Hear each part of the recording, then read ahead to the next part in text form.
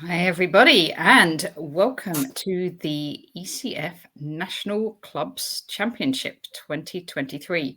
And it's round 5, the final round, with everything to play for. I'm here with Grandmaster Peter Wells. Hello, Peter. Hi, Natasha. Nice to be here.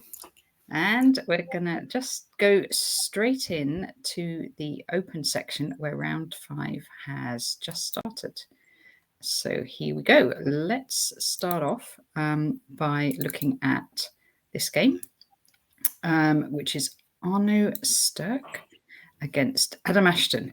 You can see it has just started. And to me, it looks like White's playing quite a quiet opening here.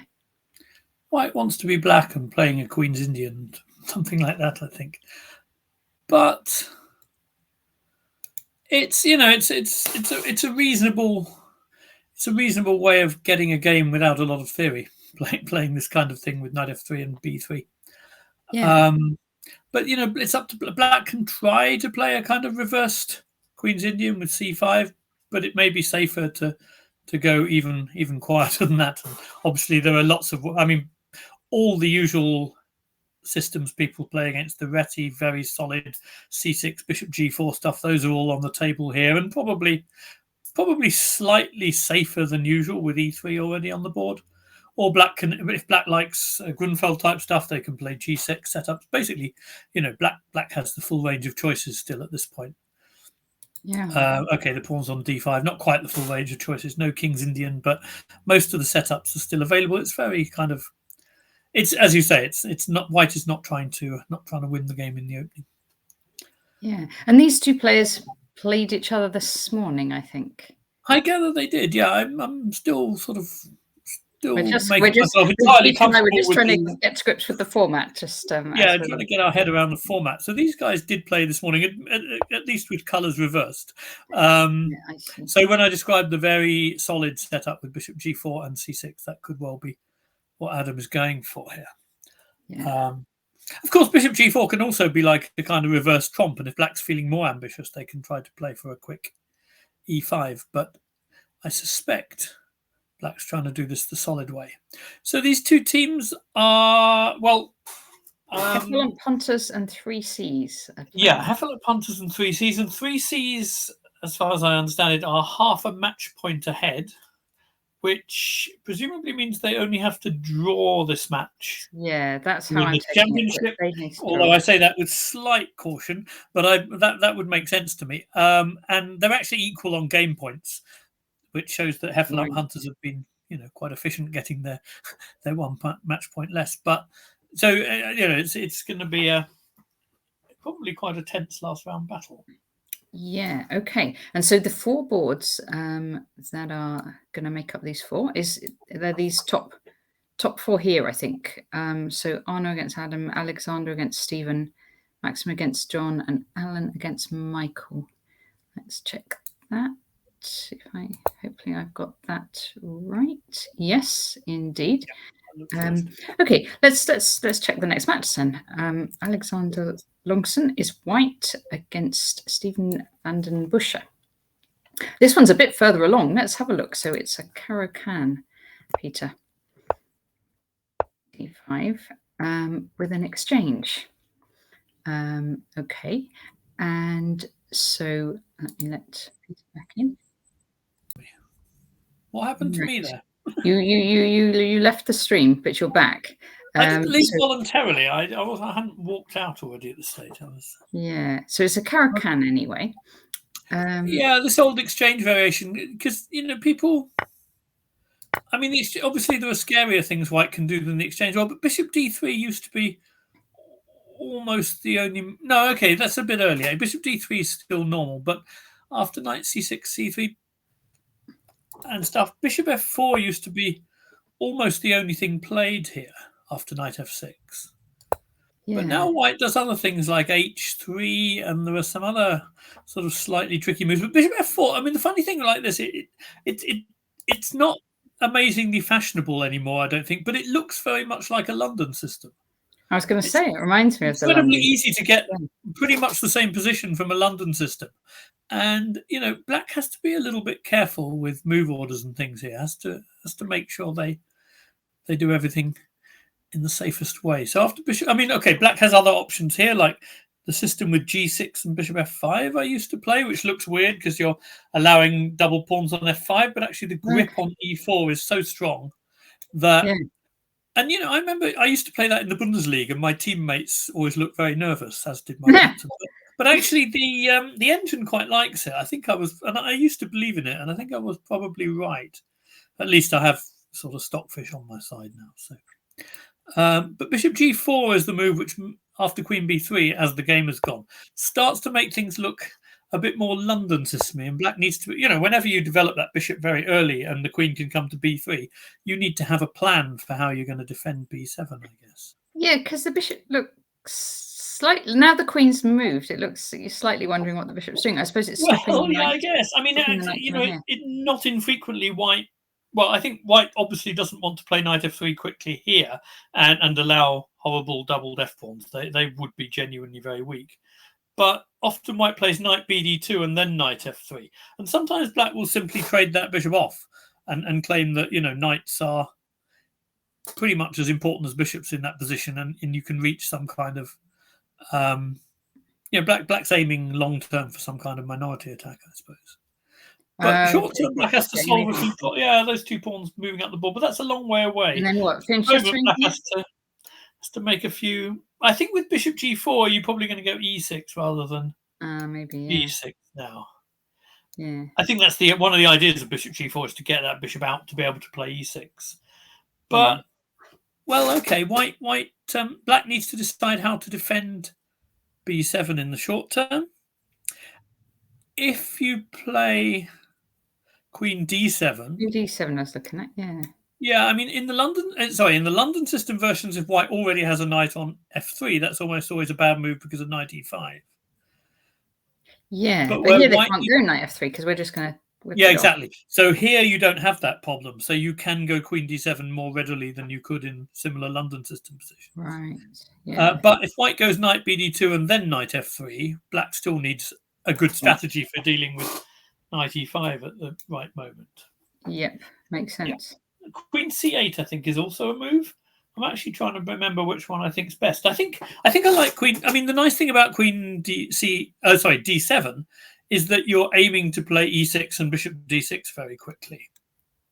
Right, and if you put your queen on c8, the bishop and d6. Yeah, and if you put your queen on c8, there ain't no bishop d6. And also, sometimes white can take on b7, but black will usually have rook b8 and rook takes b2 in response, although there are some exceptions to that. So it can get. Although you can't go. Oh, I see. Rook b8. You can't now because of this one. You can't now, but if you play something with queen d7, e6, bishop d6, if those bishops get changed, at the end of it, you need to be ready. You need a reason why white can't take on b7 and grab a free pawn. Okay. Well, Peter's gone. He's actually gone queen c8. Yeah, we're getting the version without bishop d6, and this. It's all very well, I think. But the issue for black now will be the fact that since there is no bishop d6, at least for a while, if black wants to play bishop d6, they will be some tempo down on lines where they went queen d7 immediately, I guess. So it's quite difficult to provide further defense to b7 because rook b8 is never possible, like you said. So that's the sort of issue for black in the next few moves. So it looks like a fairly innocuous system, but I think there's a little bit of. After queen white's going to get this knight out, perhaps, and then maybe still even go in there. I think knight e5 is still fairly much on the table because, like you said, that bishop on g4 can look. Hello, Ocelot.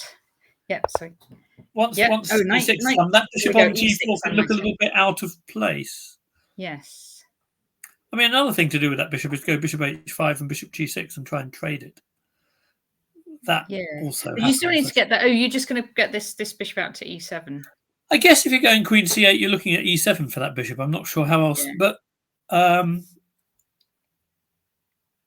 like bishop e7, knight e5, bishop h5. I'm not really sure if that's dangerous. It's only dangerous if you're determined to take on c6 with the queen rather than the pawn. But I think in that situation, clearly, if knight takes c6, you'd have to take with the pawn. Otherwise, the queen will be lost. Well, you quite like that, wouldn't you? You'd want to. You wouldn't. You're still a way away from getting a rook on the b5. For example, if the dark square bishops get traded now, and I can pop my knight round onto the c5 square. That could be quite a, in terms of squares, that structure can be a little bit awkward for black.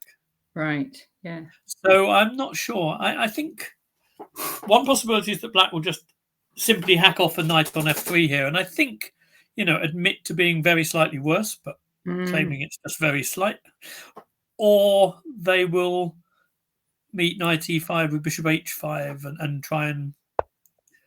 Okay, yeah. Bishop e7, so they're allowing knight e5. Just so to orientate ourselves, then Alexander is playing for 3 Cs here. So so the 3 Cs is the team that just needs to draw the match, isn't it? That's right. Yeah. May account for the fairly solid openings they're playing, although I don't know how strategical that is. I've missed one element of the position. Yeah. Is the I've missed one element here. I think in this position after knight e5, black can actually take it. Okay. And so go knight to d, because with the queen on c8, d7 is actually free for the knight. So that probably means that knight e5 is not such a great idea here. Right. Yeah. So they've both cast. So the only downside of queen c8 in a sense is that your queen's on c8, which sounds slightly facetious, but you know what I mean. That's actually there's no further tactical downside. Yeah, so knight e5 and pawn takes wouldn't be a good idea because of knight d7. I mean, in some positions, you've got to watch out for tactics with the loose bishop on g4, but I don't think this is one of them. Not yet, anyway. It's not yet. Got to see how, because actually now they've both just castled. It actually does look a whole load quieter than it did. But what is possible is maybe after knight e5, if they take pawn takes knight d7, just play queen c2 to get out of that fork on c5, and then just because that bishop hasn't yet retreated to h5, black doesn't have bishop g6. Yeah, and it may be that this is just a little bit awkward actually. So they'd have to go g6, would they, or h6? Well, if they go g6, then I guess the dark squares feel a little bit nervous. G6, we got that sort of stuff if we want to. Yeah. But maybe later we can... They'd also have to be a little bit careful that bishop f5 was always guaranteeing the exchange of the bishop. Otherwise, if we manage to avoid the exchange of light square bishops, the bishop on g4 could become quite close to being trapped, I guess. And, h6 is probably playable, but that's, again... white has an aim in those positions, which is to try and arrange a sack on h6. So, because you'd want to get this knight round, wouldn't you? Maybe you'd want to go around. Knight b3, queen d2 is. Oh, that you could also bring it kingside, but just knight b3, queen d2 also asks a question or two. Oh, and try and sack. Not the most scary question. You're getting very attacking in your commentaries. I'm very well. I'm just being a bit of a caveman, but. Hello, we are also threatening g4, h3 and g4 is possible here, just trying to force the bishop to go to g6 when black has to take with the f pawn. Now that may not be a disaster. Looks nice though for white. Probably it's good that the rook hits the bishop on f4, otherwise it might be a big disaster. Yeah.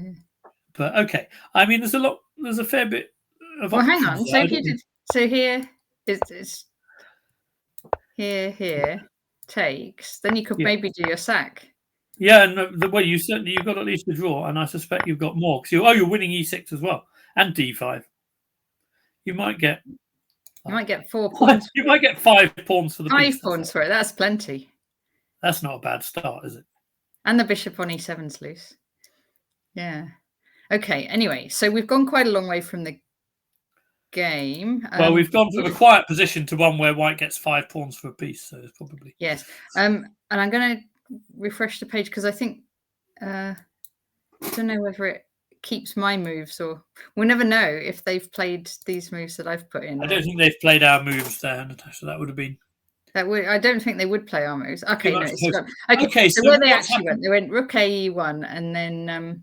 Bishop h5, so he's doing this plan you're talking about, just bringing. Yeah, I think the bishop h5 to g6 plan, trading those bishops, is the safest way to do this for black.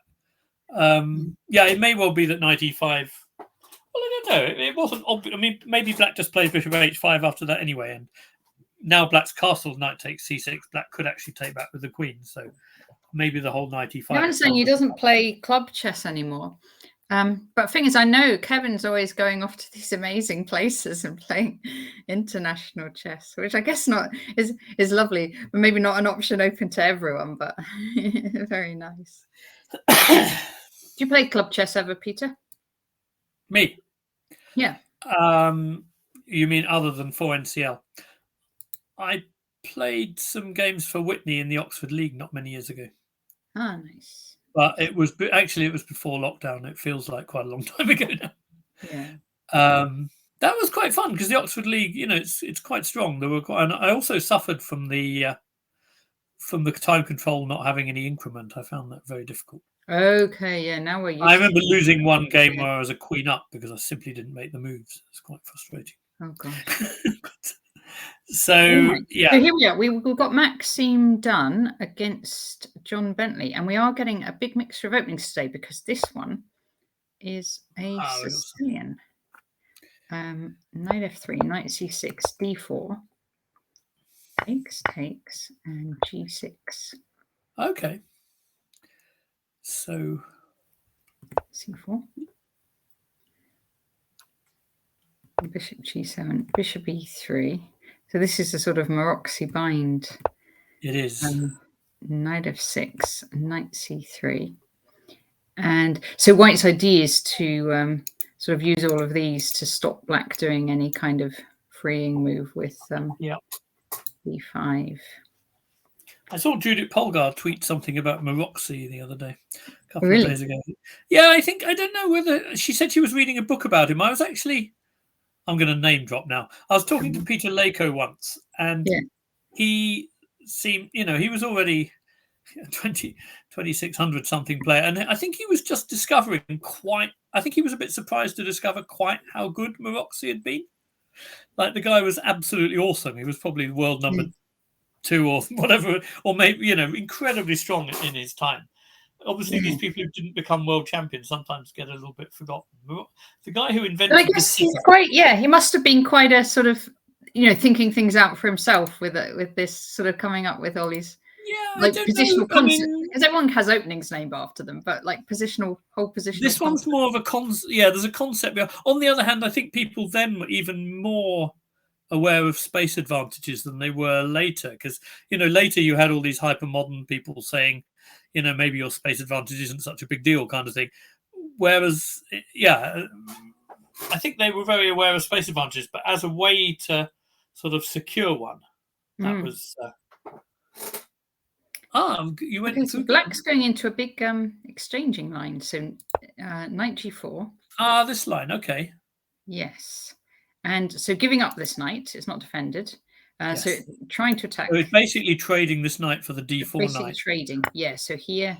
I was never that convinced by this line. Now, Black's threatening knight c2, and probably some other stuff too. Queen d1 is the move here. Just return the queen D1 to cover. Was exactly what was played. Yes. Right. Okay, but now this knight's on praise. So either Black just drops it back again, or else plays the move that was played.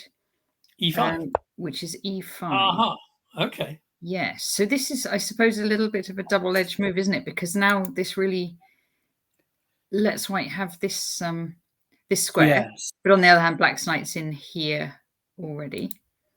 I'm trying to remember exactly how the move orders went. Now, there are two ways White can play this. One is to leave that black horse there and say, okay, d5 is at least as big a deal as d4, which is certainly arguable.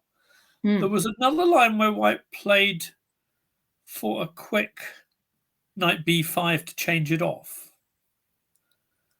And then trying to say that Black is simply left with a horrible backward d pawn, and there is, there's no counterplay because there's no d4 square anymore. So you might just go straight away, like knight there. I can't remember. That's what I'm trying to remember exactly how this goes. I don't remember queen a5 check being allowed, so it may well be you go queen d2, castles knight b5. But honestly, I don't recall. What I do remember is some crazy idea then for Black where Black plays a very quick d5, sacking a pawn, and it gets quite exciting. Okay. This is a line where I actually invented something and then never played it because I wasn't really a big fan of Black's position. But I had some particular thing. I don't remember quite how it went, but what I do remember, which I'm is just going to turn off the best move arrow because that's going to throw us. Yeah, I'm not sure. Okay, so the best move I want to go bishop d3 and knight b5. I don't know. Anyway, I had this idea. Hang on, but that didn't work. It didn't turn it off. Didn't turn it off. Oh, show variation arrows. No. Annotations on what? Right, just do that. Now, but can I still do arrows if I want to? Yes. Okay, cool. I think we're good. As long as you don't turn off the moves. I'm not turning off the moves. No. We can turn on the computer. Oh, but actually, that bishop d3, it's not the computer analysis. That was just what he played. He played bishop d3. Really? I guess so. Yeah. Are you sure you haven't turned off the moves? No, replace all the players' moves with Stockfisher's moves. I don't think so. No. So this is what was happening. Oh, you played? Okay. Yeah. I mean, the reason I didn't play with black was because I just wasn't too crazy about the position. I don't like this kind of very, very, very sort of already determined structure. There's no sort of fluidity in it. There's no tension still to be resolved. You know exactly what structure you're ending up with here, I think. If white plays knight b5, it's a different story. But if they don't, I kind of thought, would I actually enjoy playing? I know the knight on d4 is good, but I'm not sure how much. But wouldn't you, like as black, wouldn't you have a plan like f5 at some point? Yeah, you kind of do, but you've got to be careful that I don't, for example, take on d4 and play knight d5 or something at the right moment. You might just get left with the white squares meaning a lot more than the dark squares, if you know what I mean. White might be threatening stuff on the light squares, and the dark squares don't really get to play. Right. Yeah. Anyway, yeah, I had the strange novelty, and I never sort of took much notice, but Jeremy Silman picked it up, and I showed it to Jeremy Silman, and he then wrote about it. Go on, show us your novelty. No, I can't remember it. It was some position where I just went. It was in the line with knight b5, and then something. It's from 25 years ago. It doesn't feel very novel anymore, but. It was just nice because it was Jeremy Silman's passing a few weeks ago was. Yes.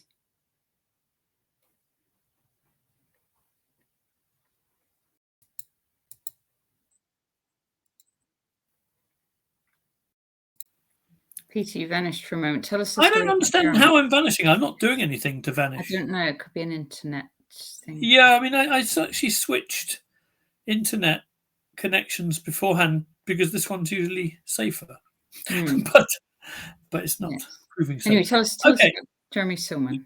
Yeah. No, well, I mean, as you know, Jeremy Silman is sort of fairly extraordinary, one of the great writers on the game, and been responsible for so many people's kind of introduction to basic positional concepts and stuff. And he clearly wrote about them in a way that captured people's imagination. And then it was a real shock to me when I didn't know that he was very ill, and his death a few weeks ago was very, very sad. But yeah, I think he was, there's a lot of people out there who seem to identify very strongly with his work. I mean, the reaction to his death was very moving. Yeah. So, yeah. Okay, so bishop d3, I don't really know. Okay, so it's going to be sort of d6. I guess that black is eventually playing for f5, but they do need to keep in mind that, a lot of different structures can arise from that. Not all of them will be beautiful for black. I mean, if white takes on if black plays f5 and white takes, if black takes with the pawn, which is what you'd naturally like to take with the pawn, then bishop takes d4 will raise a lot of questions of black's structure, Right, yeah, because you'd have isolated d pawns, and the knight would come in. Well, you'd have double isolated d pawns and an isolated f pawn and a whole bunch of squares, basically. Yeah. So if white plays around that knight and doesn't panic about it. Yeah, well, this is what white did. So Maximus played a4. Okay, that's not panicking, but on the other hand, the most natural, harmonious move for white feels like queen d2, which they can no longer play because of the fork. Right. I'm not sure. I mean, a4 feels very, unless white's trying to sort of play on the queen side himself, which I guess he may well be. Prefer maybe queen d2. Well, queen d2 is the move you'd play in a blitz game. To come up with a4, you need to think a bit more. Right. Because so and just get your rook out. Well, I mean, yeah, I guess the thing about queen d2 is you need a plan in a few moves' time. Yeah, because white could even plan f4. White can play f4, although the knight on d4 remains a decent piece, even if black has to take on f4 or something. Right. And then, white has an isolated. But yes, that's possible. Or, I mean, you can play on the queen side too, which is, I guess, what he's doing with a4. but it's a slightly strange way of doing it. Oh, I just had a thought. Maybe with a4 now, he's probably looking for knight b5, and then if knight takes, he can take with the a pawn, which is much more harmonious. Which is why a6 is probably the right response. Right. Okay. So yes, so a6 in reply, and then maybe he's saying, okay, if black has to play a6 in response, then maybe you can play a5 and use the b6 square as well. Right. Yeah. I'm trying to sort of understand, because I don't really think I've seen this idea before in such a position, but yeah. So white play b. Oh, okay. 3. And looks like white's playing faster, I think, and black's having a bit of a think. Kevin asked if there were any Yorkshire clubs in the competition. Yes. That tests my knowledge in all sorts of ways. Well, there's various aspects of knowledge being tested here, including, does anyone know where Heffalump hunters come from? Because I certainly don't. And so Heffalump hunters, I don't either. Michael Green, but I shouldn't tell. I know he was living in London and then moved more north. Okay. Yeah. But I don't actually know whether he's moved back or whether he's still up north. I actually don't remember. Right. Yeah, Kevin, I don't really understand b3 either. No, I'll put it more strongly than that. I really don't understand. I'm trying to think of any obvious rationale for b3, and I must admit I'm struggling. Can you think of a reason? Why would you play b3? Yeah.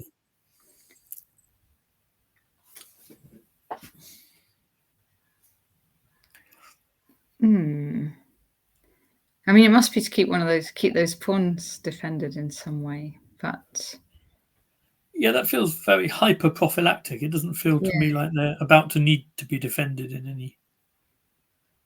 I mean, a4 intending knight b5 really made good sense to me. And you don't think he wants to reroute the bishop back round to a3 or something? You wouldn't want to do that.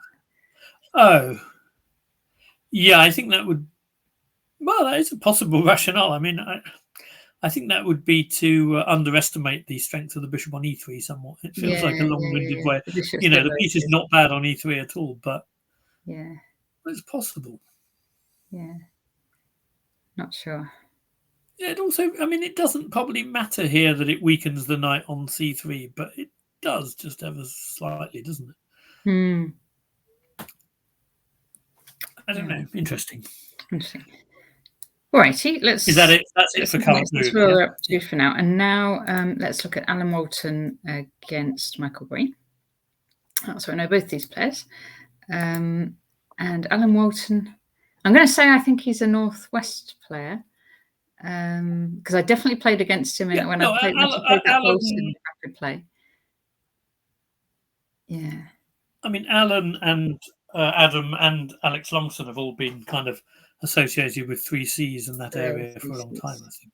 Right, yeah. Although obviously we have Alan Moulton and Adam Ashton playing for White Rose now in the 4NCL. I don't know how those loyalties play out in historical terms, but it's very nice to have them. So yeah. So d4. And Michael, I know very well because he's one of the players we play. We've been playing sort of over lockdown. We're playing a shogi arena on Saturday mornings, and Michael's a very strong shogi player, actually. Yeah, probably one of the top players in the country, depending how you count it. But he learnt shogi a lot and was streaming a lot, and then he went back to chess. So I think he kind of changes, from time to time which game he's concentrating on. Right. You will note that Alan Moulton is one of the die-hard Trompowsky players. Well, here we go. Here we have it. We like to see a Trompowsky.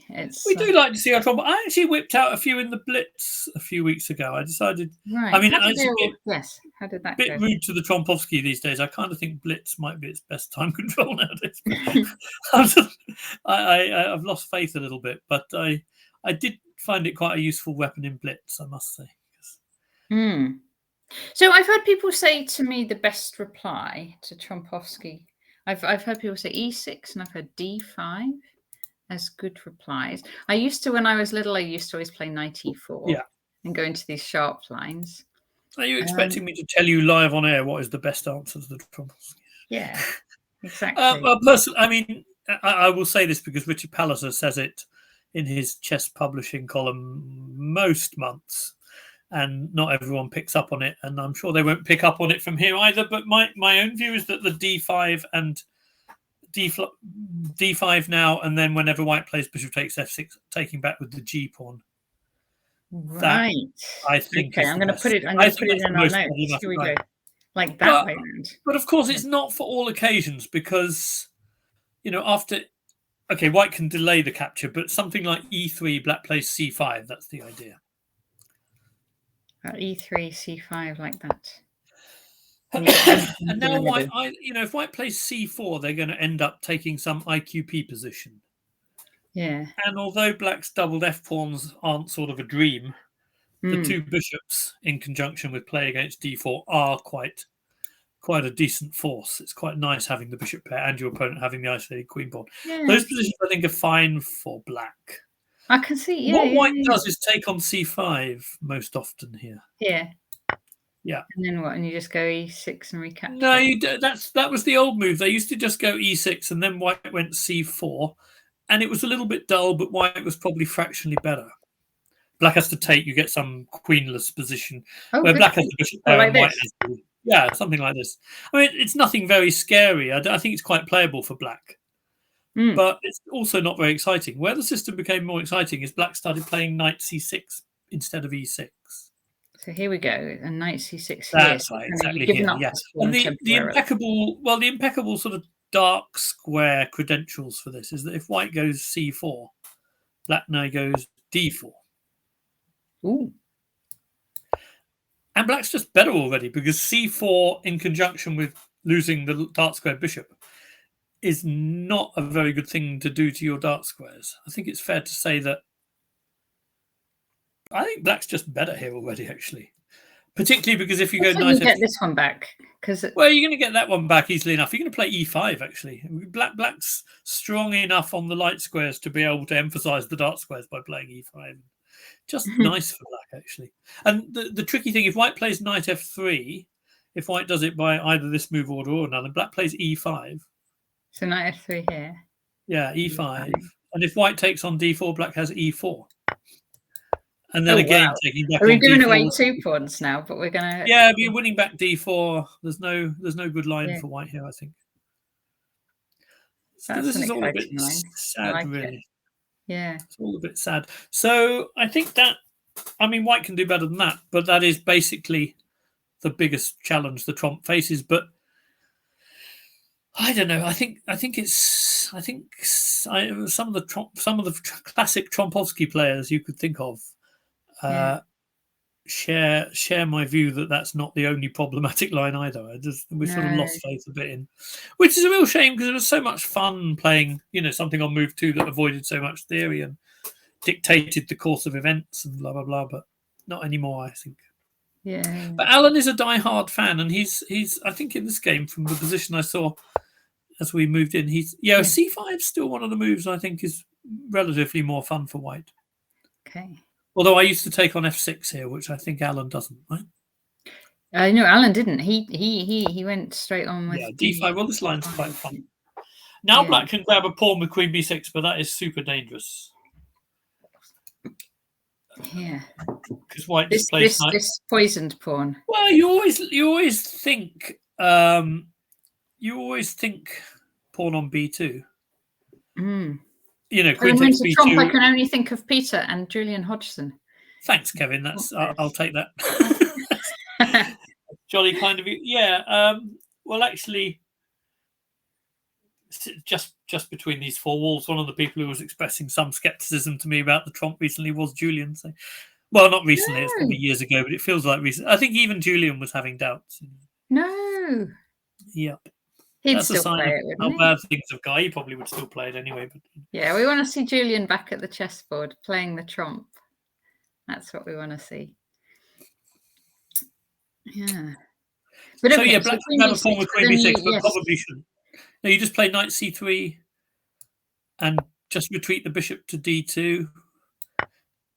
And you're coming in with e4 and rook b1 and knight b5 is threatened and all This kinds is of horrendous, probably. No, it's play. I mean, people did this with black. Loads of I've had this. I had this with white in a Bundesliga game. It's not completely, but it's just one of those positions where if you're ever going to play a gambit, this is one you should be happy to do. I think must be more fun for white to play this than black. As far as I can see, it's no fun. Depends for what black. you like, I suppose. It does depend what you like, but if you like that for black, it's slightly eccentric. Right. So what did black play here? Michael played g6. Oh, that's very very kind of not trying to challenge the trump. That's just allowing white to. Trying to get back to normal there's a sense in which you're getting if you started the game from a kind of Schmidt-Benoni type move order, so knight d4, knight f3, and black plays c5 early, and you get this kind of structure. In an ideal world, white might not choose to go bishop g5 so early.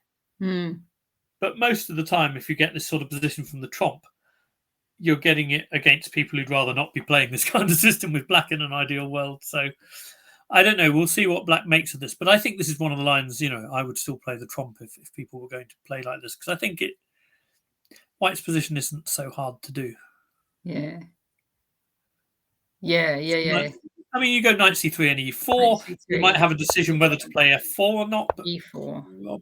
Probably not. And d6. And you can do kind of queen d2, bishop h6 stuff sometimes, although queen d2 now probably met by met by h6 by black. But okay, so there's lots of ways white could do this. They could do it with f4, without f4, queen d2, just normal knight f3, bishop b2 type moves are fine. Bishop b5 check might be. Yeah, white went h3, actually, Alan played. Okay, so he wants to. I mean, one of the points of an h3 like this is likely to be that you want to play knight f3 with the idea of pushing e5 at some point, and you don't want the knight pinned and possibly exchanged off. To me, it's quite early to play h3, but it's fine, of course. Sometimes. Don't you sometimes do h3 when you want to go f4? You do, although Jonathan Rowson might tell you to talk to your g3 square first. I don't know. I'm not sure. Yeah, you can. You could, but I can see dangers.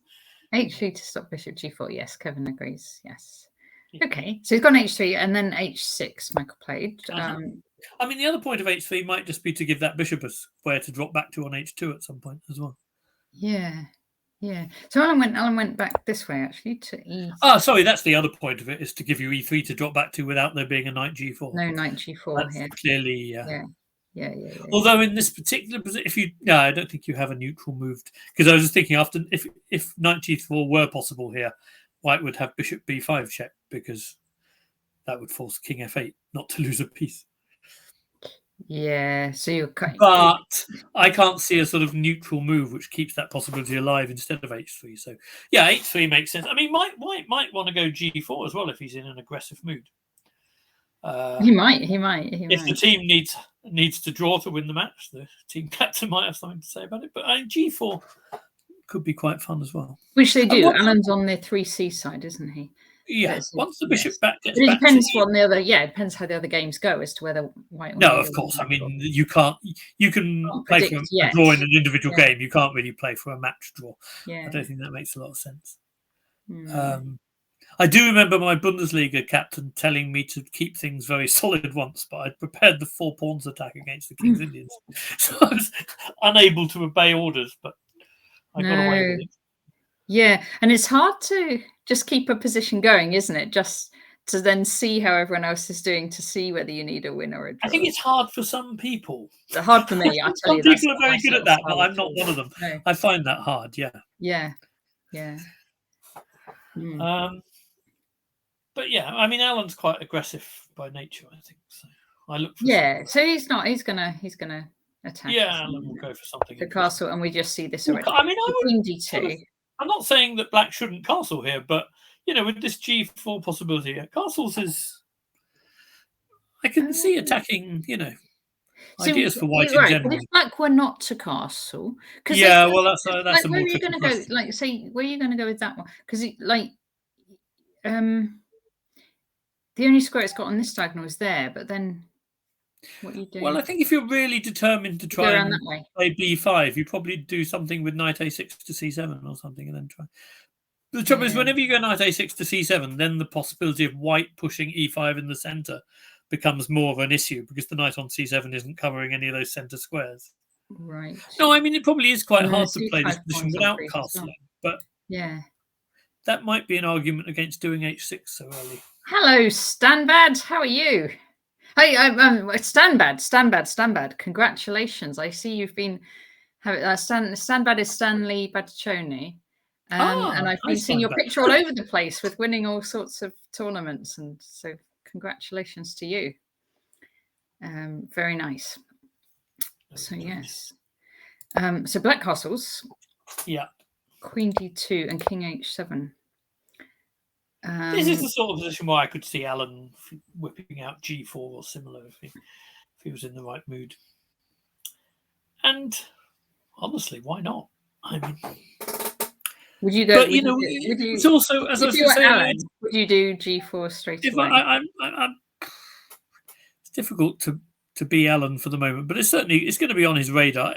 But the other thing about h6 bishop e3 is it does probably put f4 more on the radar as well, doesn't it?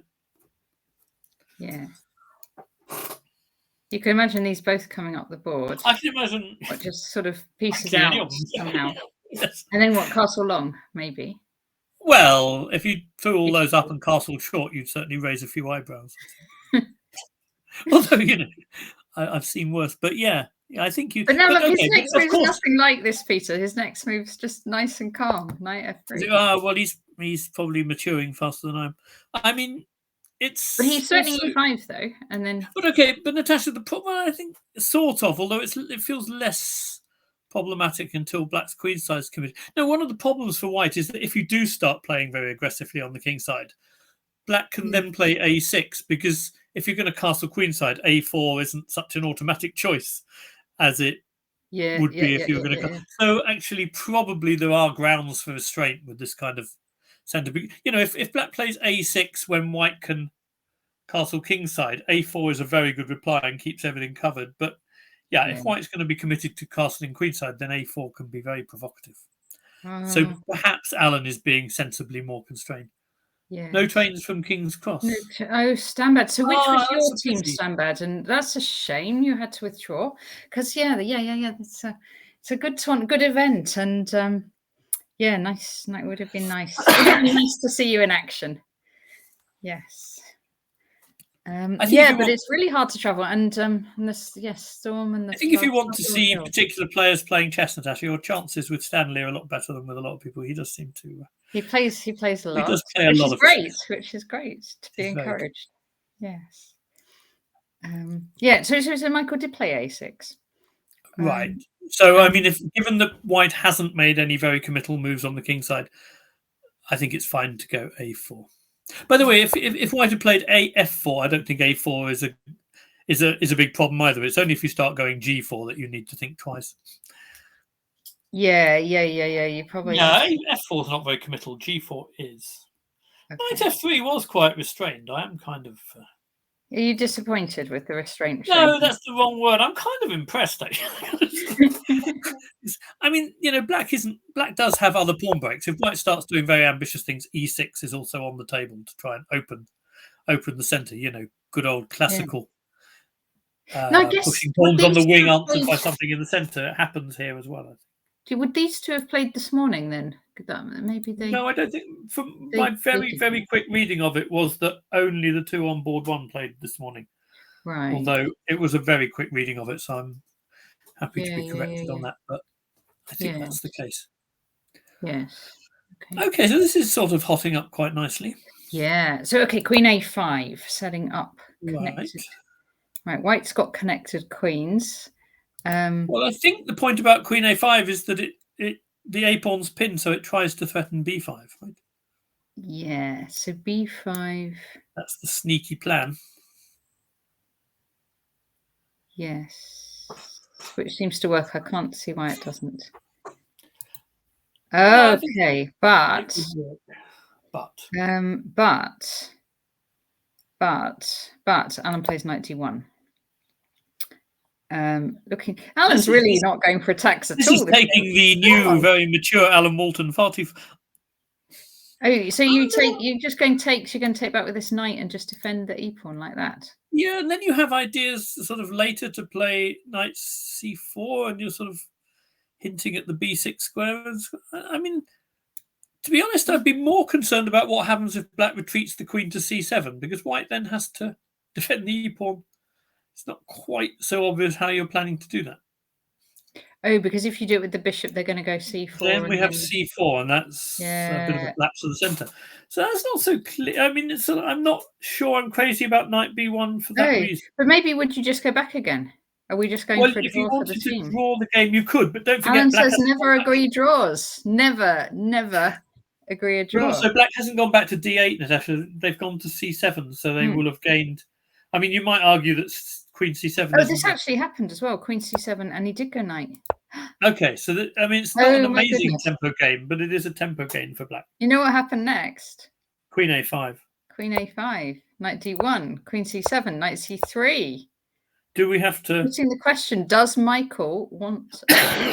Do we have to try and hide our disappointment, or can we express it fully on air, guys? But Michael said no. Michael was having none of it. He went e5. Not having a draw. Wow, that move? That's what it says. That move disturbs me slightly, because it seems to me that if I wanted to avoid a draw and sort of... Yeah. Well, okay, I mean, you avoid a draw by just not repeating, but I thought if black was looking... Black could legitimately look for play in the centre with e6. But e5, I mean, you know, these structures are difficult, and some people really struggle with these, you know, very blocked centres where black has c6, c5, d6, e5. I mean, I think I've struggled with them on occasions. They're not easy, but this does feel like one of the ones where black is kind of closing the centre, which should invite white to do something more aggressive on the king side. So if you're closing the centre like that, my reading is Michael is wanting to do things like knight h5 and f5 and f4 and that sort of thing. That's what e5 says to me. I mean, there's one possibility, but if you think about things like the check Benoni, black just sets up. I mean, okay, white hasn't played c4, so it's quite different, but black kind of sets up this thing in the centre and then just sits there and shuffles for a while and waits to see if white does. Oh, right. But if he was going to do that, he'd just take the draw, wouldn't he? You wouldn't just sit and... Well, I don't know. I mean, some people shuffle to win, don't they? But it's not, I suppose so. But it's not very obvious to me that shuffling to win is necessarily the top strategy, but you can, I suppose. I mean, in this position, I suppose one argument you can make for black is that white's queen feels a little misplaced unless white's going to attack on the king side. So, like, if I was going to play bishop e2 and castles short, I'd want my queen back on d1 again, so I could put the knight on d2 and come to c4. And that feels very harmonious. White's queen sort of feels like it's in the way of the horse. He gained a tempo, though, with it, didn't he? Because he gained a tempo because the king had to come there. Yeah, so he gained a tempo with queen d2, but that's why I was looking for more aggressive king-sidey moves to sort of go well with that gain of tempo. Oh, Kevin does not like e5. He doesn't like it. Oops. But Kevin would have liked black taking the draw even less, I think. So.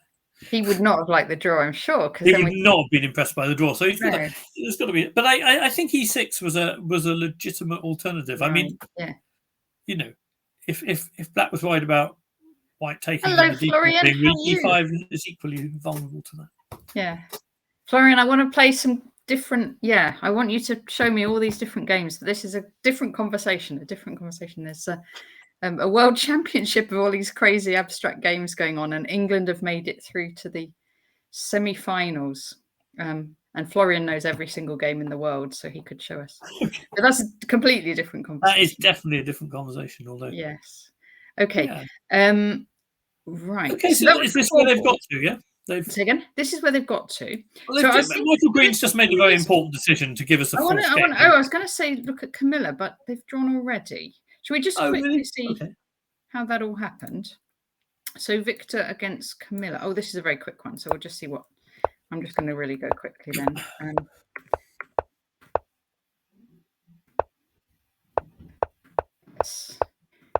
So these two teams, I guess, are not in contention to actually win the event. So maybe they thought about the storm and wanted to get home or something. I don't know. But they've had a quick draw. Was that the position? That's the final position. That's it. They took the draw.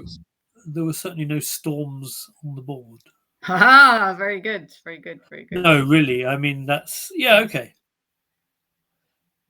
That's a shame. Victor's such a good player. Camilla's she's had an excellent tournament. I think she's had a very good tournament from what I've seen. Yeah. So well done her. Indeed. Okay, shall we look at this one that's had a decisive result? Here we go. It's had a decisive result already. Yes. So let's see how this one went. Knight f3, knight c6. Oh, we're getting all the different openings today. Roy Lopez. Bishop a4, knight f6. Do you know much about this one, Peter? I have known quite a lot over the years. There's a big difference between what I know and what I used to know. This is what Gawain's got in. Gawain recommends. Well, I mean, at the moment it's still very early days. I must have played this with no, okay, so he doesn't. Black 50 times and White 10 or 20 or something. So this is still very much the main line. Okay, so now if Black castles, they might be teeing up for the marshal. Tell me which one is the Archangel? That's the one where Black puts the bishop on. Well, they used to call it the one where the Black put the bishop on b7, but now sometimes the one where they put the other bishop. Well, the bishops are going to b7 and probably c5. Those sort of things are Archangel. This is the closed Roy Lopez. But the big thing here, if Black plays castles, then if White plays c3, that's d5 and the famous Marshall Gambit. Right. Which I think it kind of determines what people do much more than you actually see it, because a lot of the time White is avoiding it. Do you mean just if Black does instead of d6, they go castle and c3? So we'd have this and that, and then you go d5. Yeah, and then if c3, then d5, they sacrifice the e-pawn, and basically, well, you're basically saying that Black has fast development, and you get a fairly quick attack on the king side because there's no knight on f3 anymore. It's quite instructive how vulnerable your king can be just because your knight's not on f3. Yeah. Okay, I mean it's a very different game from what they're coming up with here, but that's the underlying narrative of why so many people play so many different systems with White, other than the main line, I think. Mm. And then you see even in World Championship matches when Black castles here, they were playing things like a4 or h3 or something which avoids the Marshall Gambit. Kevin's saying is the Marshall I don't know. I suspect it probably is, but I don't know for sure. I expect there are some lines where Black has the bishop pair and some squares and it's deemed to be full compensation. I don't think it would have been played out to a complete draw, but I think it's pretty fair to say that White, most people, I think most of the top level players don't think White has an advantage in the Marshall, which is close enough to it being a draw, really. Yeah. Okay. So after d6, White can play c3 without having to worry about any of this sort of stuff. And now h3 is the main line. But White played d4 is an interesting sideline. I was just going to say. Okay. The point about h3 is to stop the pin on g4, and after d4, Black's really supposed to pin on g4 now. Otherwise White's kind of got d4 in without having to worry about h3. Now you'd probably need to be very precise and very, very well informed to explain in all lines how you can take advantage of that. But that's certainly the sort of Bishop g4 is certainly the main line here. That's the reason that most people play h3 rather than d4. Okay, but now Black's saying, okay, you've got your d4 and you have to show me why, because if you think about these kind of positions in the Italian or something like that, White tends to play some h3 at some moment anyway, just prophylactically. So, White needs to play this position without h3 to be taking advantage of that little wrinkle. Okay, You're so probably going to get this thing coming round, and yeah, that's right. So rook e8, knight f1. It certainly benefits white that white has this extra tempo over similar main lines. It will enable white to set up the sort of ideal position with much less thought required. Bishop f8 and knight g3. Okay, so the knight's going to come in. So black played. More likely black's going to stop the knight. What black needs to be a little bit careful that knight g5 isn't a strong move at some point. Until you play h6. Oh, just because of f7. You always just have to keep a little eye on. I mean, for the moment, rook e7, I think, does the job. So here, rook e7. And occasionally, black might be able to respond to knight g5 with d5, but probably not here. I think rook e7 is what's being relied on at the moment. But, at some point, it's nice to be able to cut those things out permanently. Oh, and then what you could, like queen f3 or something? Well, I mean, one thing you need to watch out for is that white can't play knight g5 and then have a strong f4 to follow up. And then, tuck the knight. When the knight gets attacked, it can tuck back behind the f-pawn. Yeah. I don't think that's true here, but I mean, white does have this extra tempo to play with as a result of not having had to play h3 still. So knight g5 might be possible, but I'm sure there are other ways to do it too. He actually did it bishop g5. Okay. Bishop g7. And queen c1. Okay, so white's looking to try and trade this one. Yeah. Well, no, I think white's looking to prevent h6 and keep the pin more, actually. Ah, yes, okay. I think that's more the point. I don't think white necessarily wants to trade dark square, although there may be some positions where, if you can play bishop 8, if you have some big knight f5 follow-up or something, that might be interesting. But I think stopping h6 is probably the top priority. It's a little bit... Okay, this is a sort of...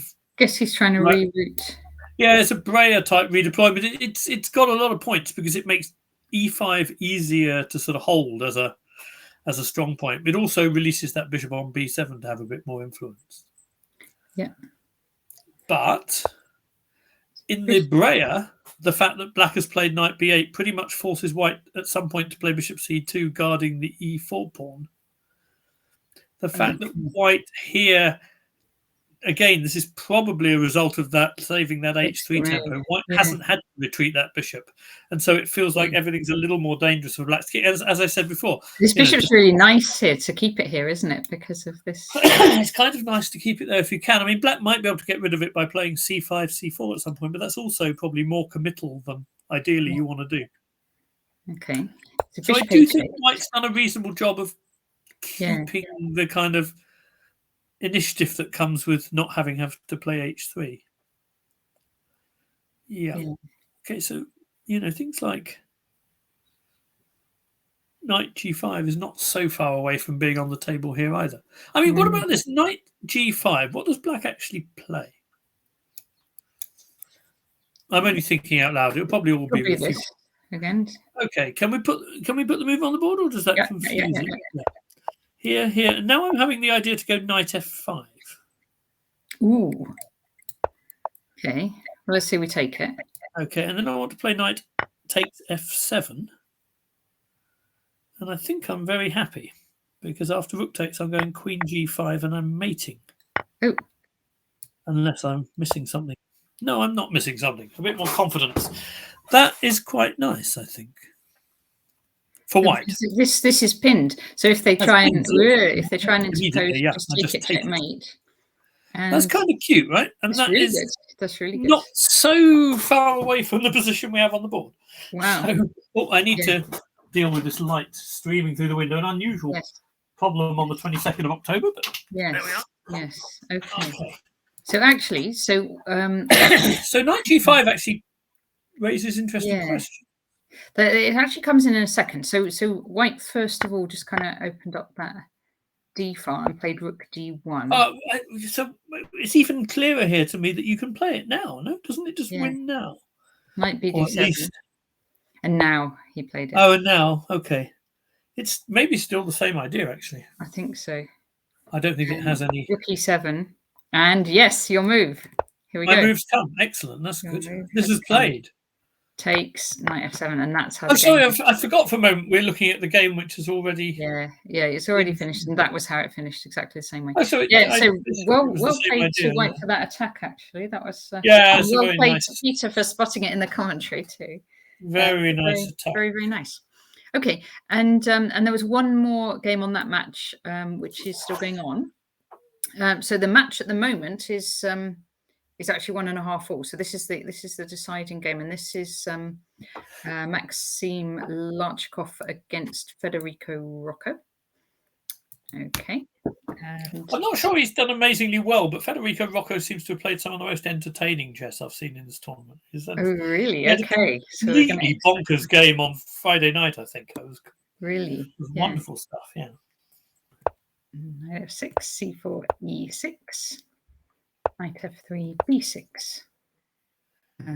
Let's see, 3, bishop b7, bishop b5. Oh, okay. Some people used to play the knight c3 move order sometimes. If black played bishop b7, they would then play a3, trying to go into those old Petrosian lines where black doesn't have bishop a6 anymore. Just a3 here. Yeah, I used to do this both move orders with white for years, but it feels a bit outdated now. Although it's not so. It's still got a little bit of punch, I think, if you know what you're doing. Bishop g5. I think Max seems a very young player, isn't he? And I don't know about Federico, but I think Max seems. Well, I know Federico is. Oh, well, he's probably older than everyone's older than I think they are now. I lost an unpleasant game to Federico in the 4NCL once. I was quite impressed. I think he's probably around about 19 or something like that. Right. I'm going to look. I'm just trying to look up Maxime while we talk. You'll probably find he's about 25, but I think he's around 19, 20. Probably find it. Does it matter, Natasha? By our standards, they're very young. They're very young by our standards, that's for sure. 2009. Born 2009. Oh, wow. Okay. That's... Okay, so 14. Yeah. 15, 14. Okay, so e3, h6 here, and forcing the bishop back with g5. So maybe loosening the king side a bit, but... Yeah, there's two ways of playing this. You can also take on c3 and just play with d6 and live around the pin, which I actually think is the more solid way to do it. But so here, take. Yeah, just take d6 and then just play knight bd7, queen e7, and you might play g5 eventually, but I don't think there's any need to rush it. Although, g5 is a very legitimate system as well, and they're both. Well, these whole setups used to be played a lot more than they are these days. Yeah, but this is quite standard too, isn't it? Here, this is quite standard too. Yeah. Yeah. Well, there's some interesting stuff here. Like, there's a pawn sack with knight d2 here, which is a bit of fun. Although it never felt to me like that was the right square for the knight. If black then just says, "I don't want your silly pawn," and takes on g3, then it feels to me like knight d2 shouldn't be that terrifying. Right. In positions like this, people have even gone bishop f8 and bishop g7 just to keep the bishop pair and redeploy. Wow. It's not so silly. Once taking on c3 has sort of lost its appeal, then you can do that. But okay, there's knight e4 is certainly a very legitimate system. And white, the main line is probably what, queen c2. Queen c2 is played, yeah. And another interesting thing about these systems is that sometimes black takes on g3, white takes with the f pawn to get the f file. That can be quite fun. You don't automatically have to capture towards the center in all these positions. Sorry, I've got that on the brain. I did a session on capturing towards the center or not with my group the other day. Oh, right. That sounds really interesting. Yeah, it was. Well, I think it was. Yeah, you better ask them. Cool. Yeah. Oh, right. So this now gets goes even more all in with h5. Oh, well, f5 is another main move there, actually, which can get very, very sharp. h5 is sharp, but this now feels like a moment where I relatively... Well, there's a couple of things White could do here. White could play possibly d5, sacking a pawn, but if you have to play... No, I'm probably going to be wrong about that. I was going to say if you have to play h4 and take back on g3 with the f-pawn, I'm not sure this is such a bad moment for it. But on reflection, I'm not sure that's true. So you're thinking here. Well, takes, and then black probably goes g4, knight e5 or something. It seems like not a ridiculous. Yeah. But it's possible bishop d6 here or something is an annoying move. I'm not sure about this. Sonia. But there must also be some d5, sharp d5 possibilities here. Would be, but there's nothing wrong with bishop d3 because if black takes, then you take with the h pawn, and h5 looks a little misplaced. It's just weakened black's kingside, I think. Yeah. So Federico didn't. He went f5 as well. F5 and h5. That looks like it's kind of very... He's trying to trap this bishop. Oh no, because the bishop's... Well, this is in keeping with his style of play in the tournament. It's never been dull, I have to say. Why not? Okay. All right. Well, Maxime also keeps it exciting. Yeah, d5 I think is the thematic move in positions like this, because after takes, you're probably playing knight d4 to pressure f5 and trying to take after this. You mean? I think you're likely to play knight d4 in some of these positions. Yeah. Yeah. Although in this position you have h4 to reckon with as well, which you don't always have. But I think for the moment there's bishop e5, and probably black's in more danger of white's this looks nice for white if you get to this. Probably. Yeah, I think so. Could be but wrong. What does he do after d5? What's he got in mind? d5. Black took off. Okay. Yeah. Pressuring that one. Then it feels to me like I'm not sure. Okay, he's gone h4 because it's not obvious sorry, that was to me otherwise why you want h5 on the board, because that's it's this h5 move, which unless there's something unless there's some recent developments I don't know about, that's the move that to me is unusual. Right. Yeah. So he went whatever black does, that a lot of what d5 was about was opening this d4 square for white's knight. That is a nice asset for white in this position. So knight d4 here would feel like a candidate move. It's interesting you say that. He actually played something completely different, which is e4. So, and then I'm just thinking, now you can't. That's very different because it's taken away knight d4 forever. I mean, my immediate feeling about this is okay. It makes sense to open up the center because black's a little behind in development, and the b8 knight may struggle to. But can you imagine it would be so much nicer to be able to play that where f takes e4 could be answered by knight takes. There seems to be no way to have time to do that. What it has done is loosened any squares that the f3 knight might have had in the center. If it gets attacked, it's probably going to have to go to h4 these days, which may also be fine. I mean, there's some squares beckoning on black's kingside too. So. Who knows? Okay, e4 is very interesting. It's because I just looked ahead to the next one. It looks like he's looking to go e5, because otherwise, like if there's nothing you need to do immediately, you might think about castling first and then. Yeah, the trouble is if white castles queenside, I guess black plays bishop takes c3, and there's some sort of potential counterplay there. And if they castle kingside, I guess h4 becomes an issue. So yeah.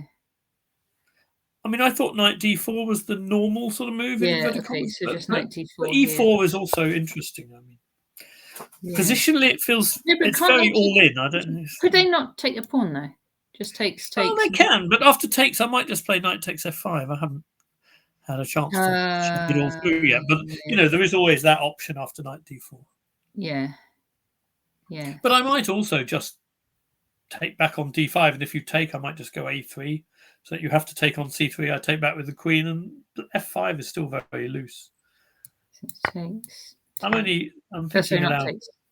But if you take with the bishop, I think I mean, I don't think A3 is necessarily the move, but I do also think this position is quite pleasant for white because F5's on prise.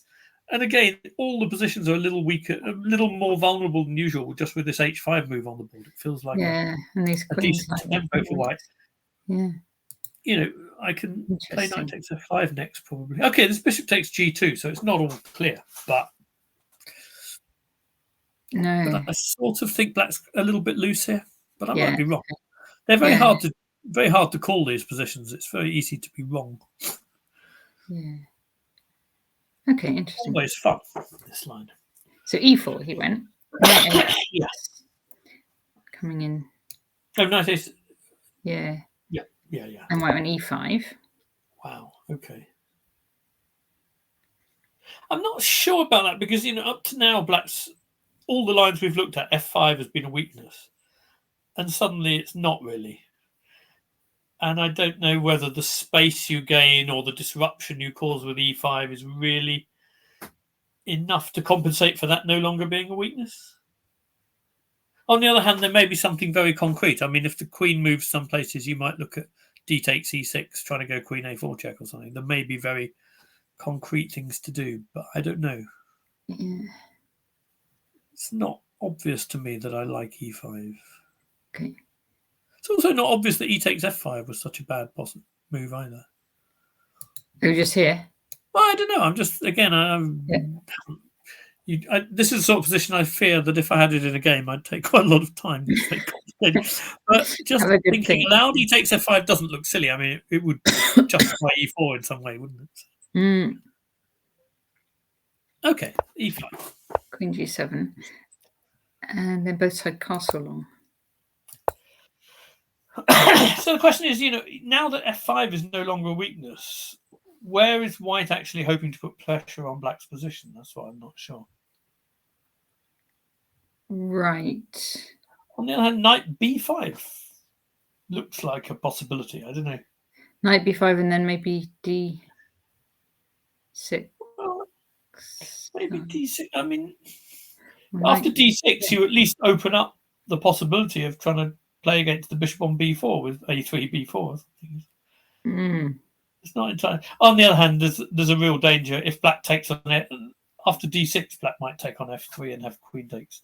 If it's very complicated, positionally, I'm not sure I'm crazy about what white's done, but I can sort of see that it might come with some tactical venom. So, yeah, okay. I do worry that E5 is going to be a little bit potentially weak, and black's quite easy to pick this knight, isn't it? And then black's kingside pawns feel a lot more secure than they did. I see.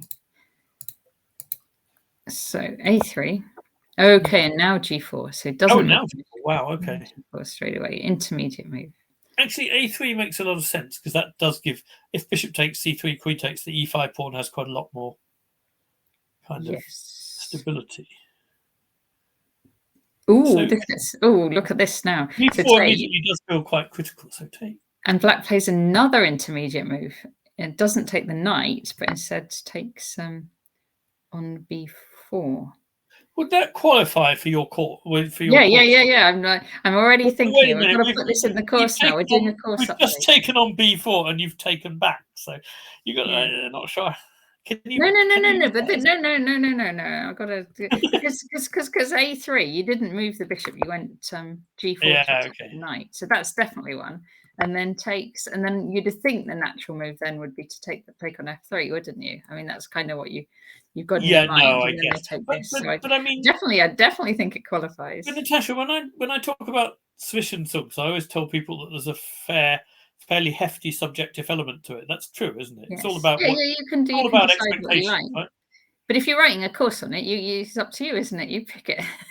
No, of course it is. But I mean, the definition of one sort of builds in quite a lot of subjectivity. It's what you're expecting rather than exactly. Yeah. So different people will be expecting different things. Well, exactly. Yeah, it's true.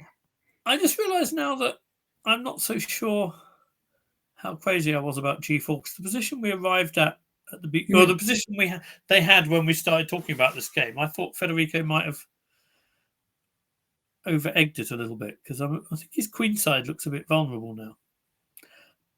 But interesting. Okay, yeah, because black hasn't won a pawn exactly. Well, queen a4. I mean, the idea is how easy is a7 going to be to defend after sort of queen a4? We've got rook d3. We've got because you do have to recapture on. You still do have to take a move to recapture on f3. Yes. Before you do anything. So takes here. Probably we have to recapture that as well. Although, if you were sitting at the board, you might want to take on a7. There isn't actually a immediate threat, is there? If white were to take on a7, because you can't check on the back. That's a bit subjective. Yeah, kind of. Although d6 is maybe because if they take on g2, you do definitely have to do something about that. If you can do without the hassle of them taking on g2, I think you probably should. So g takes f3 looks like the most logical. Yeah, I think that makes sense. Yeah. And then and now h4. Oh wow. Very interesting. Well, it's very easy to see how Federico arrives that gets interesting games every round, right? There's not a lot of compromise in any of these moves. Yes. Gosh. So f4 defends the g pawn, but now we do have this diagonal. He played f4. Okay, I mean, I don't know whether how scary was black's counterplay after queen takes a7. Probably very, because black gets a check and the queen lands on g3. You talk about this, yeah? Yeah, if white sort of takes on h8. Yeah, no, this is very scary because black's queen is landing on h3, and I think that's on g3, and that's faster than anything white has on the other end. I agree. I think it is. I think that's very, very scary, actually. Yeah. So it's a really nice idea, h4. I mean, whatever happens next, it's a beautiful concept. Takes. So he's basically getting this h file open, and presumably g2 wasn't possible. H takes h8. It doesn't make a lot of sense. It's totally ridiculous, actually. No way. Go on. Oh no, because no, it doesn't work because you take with check and then you go rook g3. Yeah, then I take that with the queen, and I queen anyway. Or I queen. Wait. I just queen after. Go on. So here, right? Okay. That's a jolly good. No, I do see. The problem is that we take on d8 and then we take on e6. And when you queen, I can go rook d1, and that's a double attack of the queen. And God, we're a queen down. You could just drop the knight back. Oh, that's no fun at all. I didn't see that. Boring, and of course the right way to do it. Yeah, I missed that move. Yeah. So g2, you can't unfortunately, but it takes. So this is where they're at. Yeah, this is much more rational. I was just tempted for a moment. Yeah, but what a crazy position. Yeah, you could maybe because if you do take this. Oh no, so it's black's go. So if black wanders in with the rook, then d takes e6 becomes a serious player because of mate on e8 if the rook's not covering the 8th rank. Yeah, this can be strong, but that's almost like it's almost like a general comment made to play for time. That is trying to think about what's actually going on. So what precise moves do you mean then? Yeah. So yeah. Okay. Well, it's a very interesting position here. I mean, it's not very in keeping with Federico's play up to now, but there might be something to be said for king b8 here. King b8. Oh no, they haven't agreed to draw. Oh no, it's just they've agreed to draw. How can you do that in a position as interesting as this? It's a crime against chess. That's really a shame because I love this position. Yeah, and what does that do to the match? Because that was the crucial game, wasn't it? That draws the match, so they drew the match. Yeah. Oh, are you at that stage? You're at that advanced stage of knowing what's going on in the match. Yeah. Because this match. So this was the match. Match is where that's to determine the championship, and then this was the second match, and that takes that one to a draw. That does indeed. That's how I make it anyway. Okay. Wait a minute. Does it draw the match, or is? No, I don't think it does draw the match actually. Oh, sorry. Yeah, No, because we're maybe doing not, it because by colours. these two would be the same team, wouldn't Yes. they? Apologies. No, it doesn't draw the match. Yeah.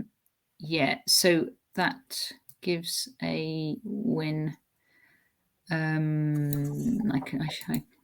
should be able to do this. So it was Warwick University against Hull Chess Club. Yes. And so Warwick won 3-1 because they had the default on bottom board, and then the beautiful knight f7 and knight f5 game is a win for them as well. Yes, that's correct. I guess the players here didn't really feel this match, the game had a bearing on the match outcome anymore. But it was a really, really interesting game, though. Really fun. Yeah, yes. Yeah, it was fun. Cool. Yes, Kevin. Sorry, Will Sonia. Yes, very good to see Camilla in action. We were just commenting a little earlier about I think she's had a great tournament. She's had some good results, I think, this tournament. Okay, so I think what we should probably do, Peter, is pop to the under two. Do you want to just check in on the positions of the Open? Check in on the let's check in the positions, but not go into too much depth. Exactly, and then we'll play through the moves next time we come to it. So this one is Arno against Adam, and there's lots of. It feels like one of the hardest moments they could have picked for us to summarise it very quickly in a few words. Okay. Okay, so basically White's broken in the centre with e4, and I think the idea is that anytime Black plays d4, which looks nice in terms of killing White's bishops off, then White would play f4 and threaten to kill Black's bishops off even more literally. How did someone manage to use my Twitch and say afternoon all? That's very alarming. But anyway, afternoon all. I do. Often. What? I'm not quite sure how they did that, but okay. Afternoon, everybody. Alarming, yeah. Okay. So then we have Alexander Longson. Here we go. So this one. Oh wow! How has this happened? Black seems to have given up a pawn, but I don't quite understand. I think it must have been. I think it arose. Can we just very quickly see that? Because go back to 12 Queen C2, because that's like where we left it before. Yep. And Black played B5 here, which is a very strange decision. Because we were talking about A6, B5 maybe at some point. It's just a long-term plan, but I thought Black's idea. They're trying to take on. Maybe they were trying to take on D4, but it doesn't work, does it? Oh, they're going to go knight B4. Sorry, I see what is happening. Yeah, but it doesn't really lead anywhere. Because the queen just moves, and then everything's fine. Everything continues to live happily ever after, really. Yeah. So it looks like. It seems to, instead of B5, Black could have just played Bishop G6, and I thought that was kind of the idea that. And by the way, Bishop G6 actually does threaten knight B4, so that's the idea that. That's clever. Probably won't do. Yeah. So this is Peter's saying Bishop G6, and then this is the threat actually, because it's sort of a positional threat. Yeah, it's a proper positional threat. I mean, maybe White takes on G6, or it's possible. I tell you what, White could play knight E5 with the rather nice cheeky point that knight B4 can be met by knight takes G6. That's cute. Here. Because knight takes G6. Because if you take nice. That's kind of cute. No, I really like that. That's very, very well spotted, Peter. Yes. But I think there were probably other ways. I think Bishop G6 is the move anyway. B5's a bit strange. So I think to go back to the position we currently have, White is a pawn up with every reason for optimism, I think. I wonder if Black just overlooked something with that B5. I'm not sure what Black was thinking, but without the bishop pair as well, it's never going to be difficult for White to defend those queenside pawns, and that's quite we're more likely to see a majority attack than we are a minority attack in this game, I think. Yes. That does look quite common. Yeah. Okay. And so that is looking good for 3Cs, who of course only need to draw the match. They only need to draw. Okay. And so in this game, 3Cs is black and the heffalumps are white. Yes. Okay. Oh, this has gone. So we didn't really understand B3, but we did have some sympathy, or I think we had some sympathy with white's position in general. Yes. And what we were talking about, I was saying, yes, black probably does want to try and play F5, but it's going to be quite difficult to get it in because there are lots of annoying structures white can leave. And here black's just gone for the simple knight takes, but with the queen on H4, white is about to ask the question, why can't I just take your D6 pawn, I think. Maybe black's intending to take with the rook and play the subtle rook H5. Sorry, excuse me. So let's just see that. If I put these moves on, but this won't be them actually playing it. So here, here, here. I think the problem is that white can play H3 because if you sack the piece, white has Queen D5 check back to G2 at the end. And that will be... So no, take the piece and then... take the piece first. Right. Sorry. And then after queen takes, you just go queen to D5 check and then queen G2, and you're covering everything because there's no rook G5 dangers with that bishop on E3. So. No. That is probably the end of the end of the attack. The end of the line. Yeah. So that's not possible. So it seems to me like white's probably getting to take on D6, which actually puts keeps the match very much alive if white has as nice a position as here as it feels to me like he probably does. Right. I'm going to just leave that board because it's got all my moves on it. That is all your moves on it. Not actual moves that have been played. Oh, Alan's in check. His king's gone red. King and queen being forks, but the knight can be taken. Oh, this is interesting. So white responded to black's E5, which we thought was a slightly strange way of playing for a win, by trying to organise F4 very quickly. Yes.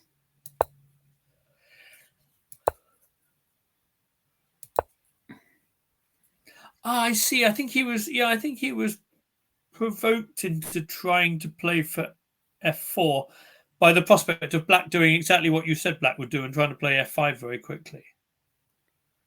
Yeah. And I think the thought of black trying to play F5 very quickly made Alan want to get F4 in return very fast. And I think in this position, there's a lot of sense. I like knight H2 and F4 here, I think. Oh, yeah. But of course, it does give black this E5 square for the moment, but it can be challenged with knight F3, which is what happened. It's really important in this position that you have that knight coming back to challenge for E5. Question, I think, when I said I liked it, my question would be, could black have played something like Queen E7 just to be ready to take twice on E5? How does white actually make progress and beat back that blockade? I mean, if black went Queen E7 here, you could ask the same question, but I'd rather not take on F3 because it activates white's rook. I'd rather, if black had just played Queen E7 last move instead of knight takes F3, white needs to find some way to add to the pressure there in order to kind of break that blockade. And it's not immediately obvious to me how they do that. I mean, one possibility is to play knight D1 to E3, which it's very unusual to be able to say in this position that white's knight has already been to D1 once already, or twice already in the game. But maybe it needs to return there again. Even right, say you got there. Say white got there. Yeah. Oops. Sorry. Let's do that. Then you can still take on B2, can't you? Oh, okay. I mean, I might need to throw in rook B1. I meant more as a plan than a... Yeah. I might want to throw in rook B1 or something first. And by the way, when you throw in rook B1, the plan of B4 for white also occurs as a possibility as well. But I think putting the knight on E3 and then you're threatening to take everything off in principle and play knight C4 at the end.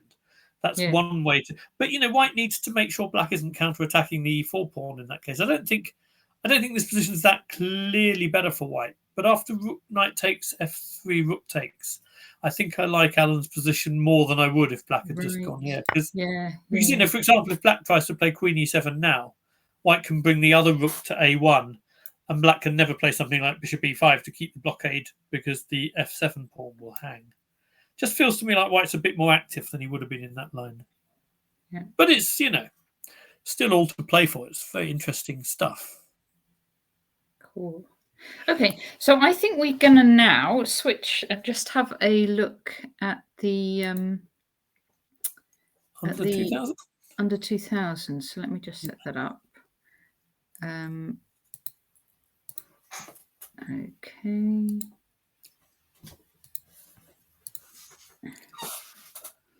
Righty. Which one's that? Yes, under 2000s. So if I show that on the screen, you can see that. Yeah, I was just trying to have a little look at where the under 2000s are at. So here we go. So I've got David Coates against John Cooper. And it looks like white is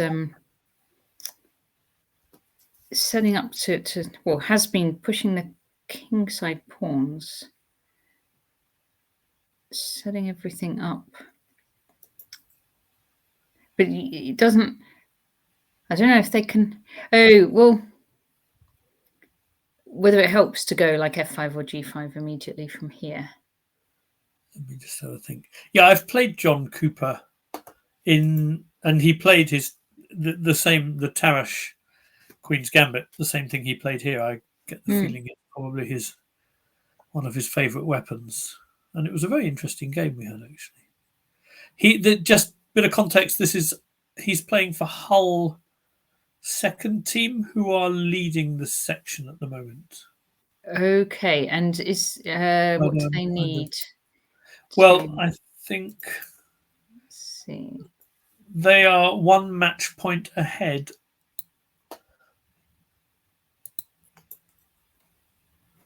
But I'm just going to the results page as well. Again, I'm just saying but to give myself a pause to try and complete this. Work it all out. Okay, under 2000. That was a stalling but again. So I can tell you, Hull Chess Club 2 has 5 match points. And then there are 2 teams on 4 match points, which is Redditch and Beverly Patzers. Yes, the point is that Hull are not playing the teams that are chasing them. They're playing Ashfield, who are currently in 4th place. Okay, so they could, if they win the match, they're sort of guaranteed. But if they tie the match, then the 2 other teams could catch them up. The winner of the other match could catch them. They're 1-0 up already, though, I think. Right. So, okay, so white has... Well, this knight on e5 is a nice thing, isn't it? It's kind of nice to have that. It's beautifully cemented. It's difficult for black to evict it with a pawn, and it sort of opens lines quite nicely for white if black has to take it off. So that knight is a big asset, and probably, at first sight, I would say that's probably worth the bishop there. At least. So one plan for white. Oh, I don't know. No, let me have a little think before I say what would be one plan for white. So Wilsonia is commenting on 11e3. Maybe we should just whiz through these starting moves. Yeah, we could do that. Let's do it. So Tarrasch. So you're saying John's played that against you before? He played it against me and on other occasions that I've seen as well. Yep. And if I remember rightly, I didn't play bishop g5 because I'm always... Well, I think I've always been a little unsure about these c4 lines, but okay. What Wilsonia is saying is probably true, that e3 is an interesting... Because there are lines where white kind of takes on c6 and plays b3, and there are various things, but e3 is an interesting sort of holding move, and part of the plan is what we've already seen in the game, taking on f6 and then having the pawn coming to f4 to support the knight. Okay, e3. Can't say I know much about e3, but I can see immediately that it has some interesting points. So black's, I don't know what h6, I imagine that John still sort of knew what he was doing theoretically here. I mean, h6 has, it feels slightly like you're encouraging white to do what white's going to do anyway, but there probably are reasons for playing h6 now that I don't know about. You pretty much have to take, don't you, on f6? I think that you've committed yourself to taking, basically, yeah. But I think taking an f4 is the plan. An f4. So this is what. Okay, I'm trying to see what Wilsonia means about getting a minor piece trapped. I'm trying to figure out where that would arise exactly. Well, I'm just thinking, even as it happens, right? Knight e7 and g4, that bishop on f6. Well, yeah, no, you're not a million miles away from. Yeah. Okay, I mean, you can always take on e5, but that's not to say you're always going to want to. Yeah, because if you take on e5, would you take back here like that, maybe, and have this open? Well, but if you take back with the d pawn, you are winning d5 immediately, which may well be the point. Yeah, okay. Match. I mean, if you take back with the f pawn, bishop g5, some of those positions will be good and some will not. Black might get a quick f6 break in or something, although then he might lose a piece. No, I was just trying to figure out which piece gets trapped. No, I think d takes here is something black needs to avoid because d5 is dropping for. Yeah. So this probably is not enough in return. Really. You can play bishop e7 to c5, but it doesn't look like a barrel of laughs. Okay, and so they go back. Knight e7 seems much more thematic, and obviously, if you could put that horse on f5, it might be nice. So did white play g4 straight away? Yeah, g4 is cutting out there. Which is partly, it's partly aggressive. It's partly keeping the knight out of f5. Yeah, white would want, if white could play h4, you'd this kind of thing. Well, I mean, in the position we first saw the game, queen g3 and h4 as a plan didn't seem out of the question. Right. Of course, if you play g5, you have to remember if a queen's on g3 or something, knight f5 might come with tempo. Yeah. They're b5. Oh, b5. Okay, this is where they're at. Yeah, that's an interesting move because clearly, if white takes it, I think black has moves like queen b4, which regain the pawn with interest. So this is black's counterplay. I mean, it's a nice, simple. White has play on the king side and possibly in the center, and black has the bishop pair and some counter on the queen side. I mean, because b4 is coming next, right? I suppose so. Yeah, send that. They can go a3, but then b. No, but if you had those two in, then maybe you can do that because you don't. Oh, that's true. Yeah, no, maybe that might slow. On the other hand, if you allow b4 in one go, black still has to sort of find some way to open files on the queen side. If you play a3 and black plays something like rook b8, then when b4 comes, it guarantees to come with opening files. Yeah. And in a way, that can, you've held up black's advance for a move, but you might have simultaneously sped up his counterplay. More powerful when it does. There's a bit of an irony can occur there, I think. Yeah, I'm not sure about that, but it feels to me like. Yeah, it's quite nice for black to have this in, isn't it? I mean, actually, a3 could be met by b4 immediately as well because the queen is covering b4. So I think white will leave that alone and try to play on the other side. Yep. But exactly how? I'm not sure. We will see. Yeah, it's a really interesting. Yeah, I like these kind of positions with serious action going on all sides. It's nice. Right. Well, let's then look at Christian against David.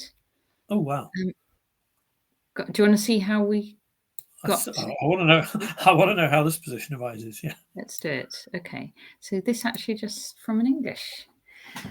C4, C5, G3, G6 couldn't be quieter.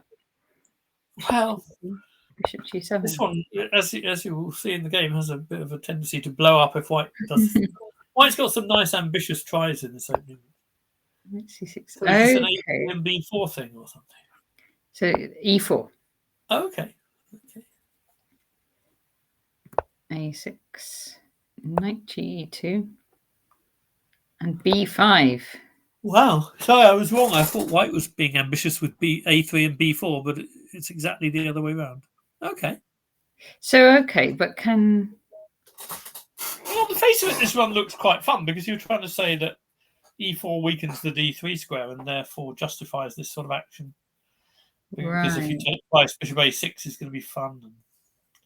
Is it like a Benko? Sorry? A bit like a Benko, giving up It's got Benko type features. It's got, I mean, these kind of B5 breaks. Oh, you could try and go knight E5. No, I don't know. You can, but I think I can. It's too easy to defend. It's not. I think I can castle if I need to. Okay, CB-AB. Okay, and white did not take. They castled straight away. B4. Knight A4. Okay, that's probably quite important because if white doesn't have something fairly immediate to attack C5, say, then on the face of it, black's made a fair bit of progress. He's got B5 in and already, and there doesn't seem to be. But I can see that the downside of all this could be if C5 can be attacked very quickly. But this move's hypercritical because after Queen A5, that knight can't be defended, right?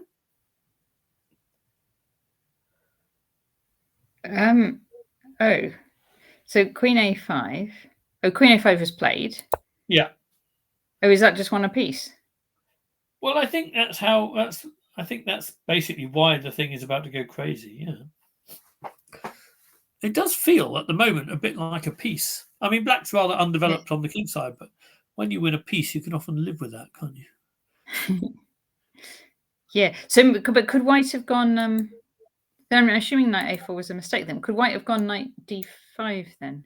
Well, but then I guess you get kicked with E6, knight Ge7, and black's just sort of got B5, B4 in and is 10p up on. So I mean, you certainly could, and obviously that might be a lot better than losing a piece. But the position we joined at, it looked like white had made quite a lot of mess for the piece. Let's see. Okay, so Queen A5. So then maybe this is there's still theory that we don't know as well. So here, maybe, although it does feel rather suspicious. It does look a lot like a piece to me. Yeah. Oh yeah, and this is on freeze. If it is theory, yes, it looks like the sort of thing you might get on. You never know these days, do you? Yeah. Well, I got the blitz I played in the other day. Apart from having some fun with the Trompovsky, I also got caught for the second time by one of the things in Gawain's E4, E5 coffee house repertoire. Right. There are like so many plausible lines that are just incredibly dangerous for black with all this. It just seems to be one of the most practical, tricky courses. So yeah, it could well be that this exists because actually it suddenly looks a lot more plausible than it did, although I'm not sure that's plausible enough. It's still a piece though, isn't it? We don't believe this. I'm going to say I don't believe this. I think it's a mistake. No, I don't really believe it either. Why can't black take on B2? He did. So. Queen C4. So white's generating, going for trying to generate play.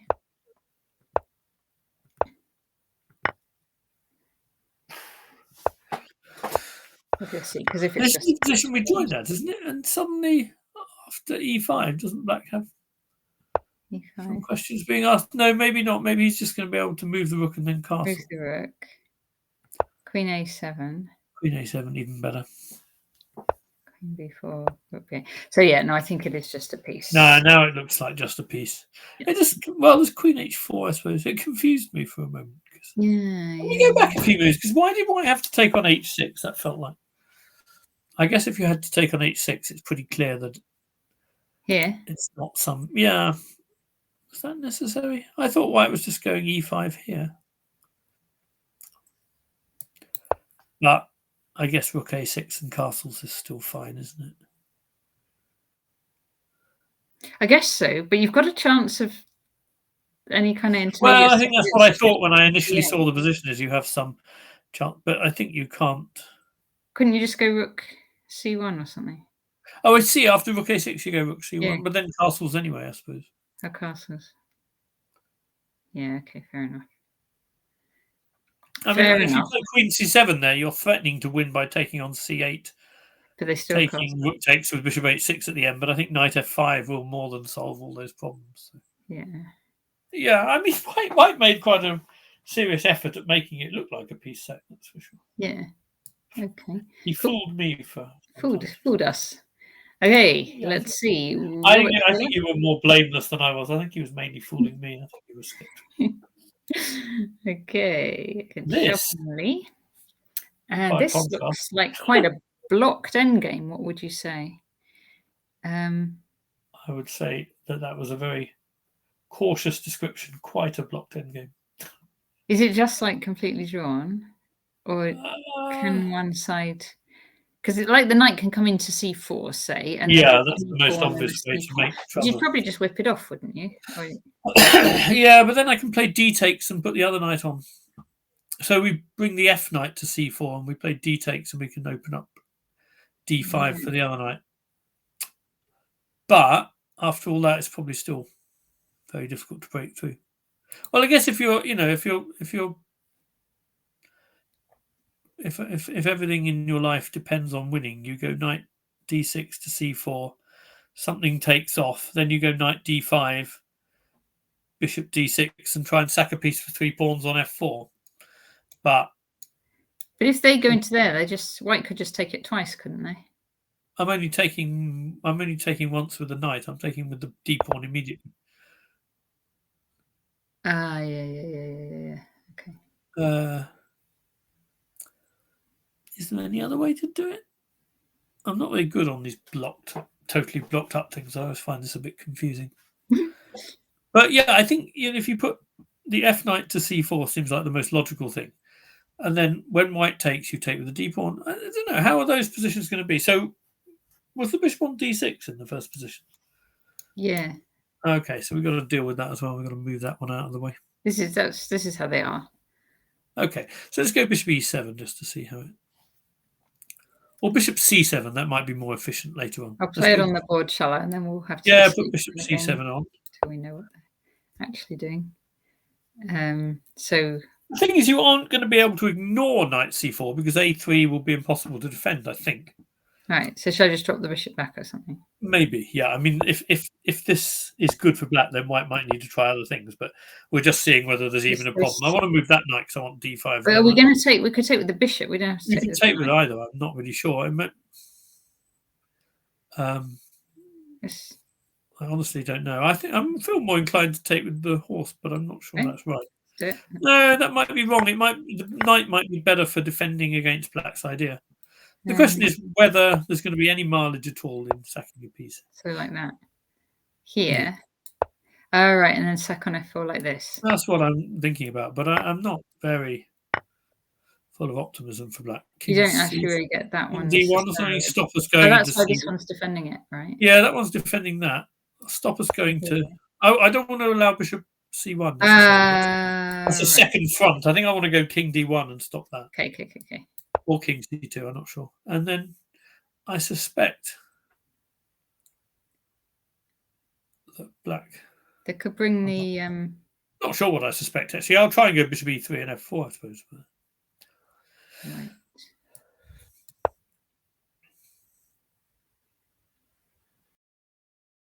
Yeah.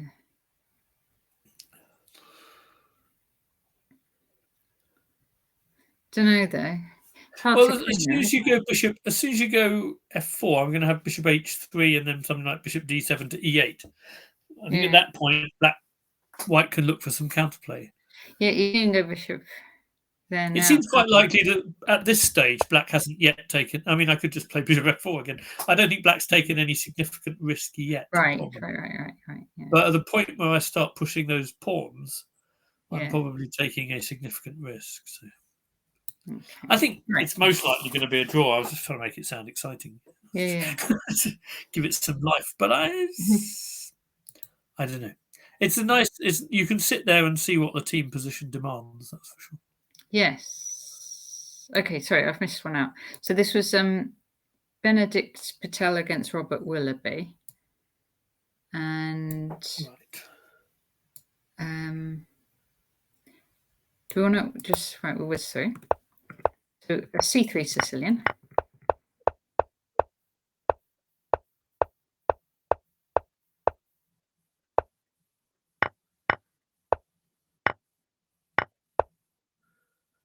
And it looks like they're just... Oh, hang on. What happened? Hello.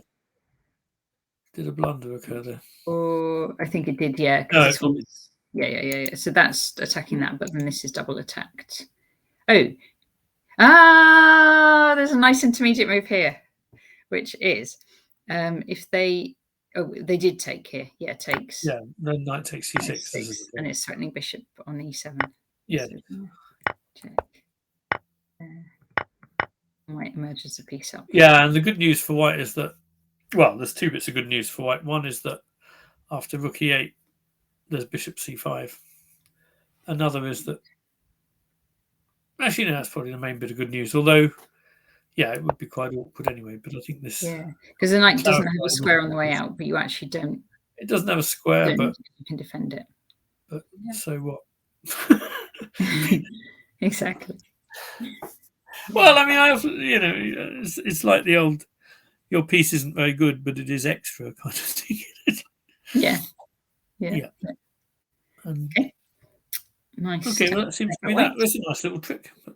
Nice trick. Okay, so Daniel Lambourne against Paul Kendall. Oh, wow. Gosh, now, so we've got double this F pawn's coming up the board. We've got same color bishop ending, and so we kind of, I think, white's pawn structure's a bit better, but yeah, but I think white's king is a lot worse. I think the main point here is that black's king is arriving quite fast, and white's probably is not.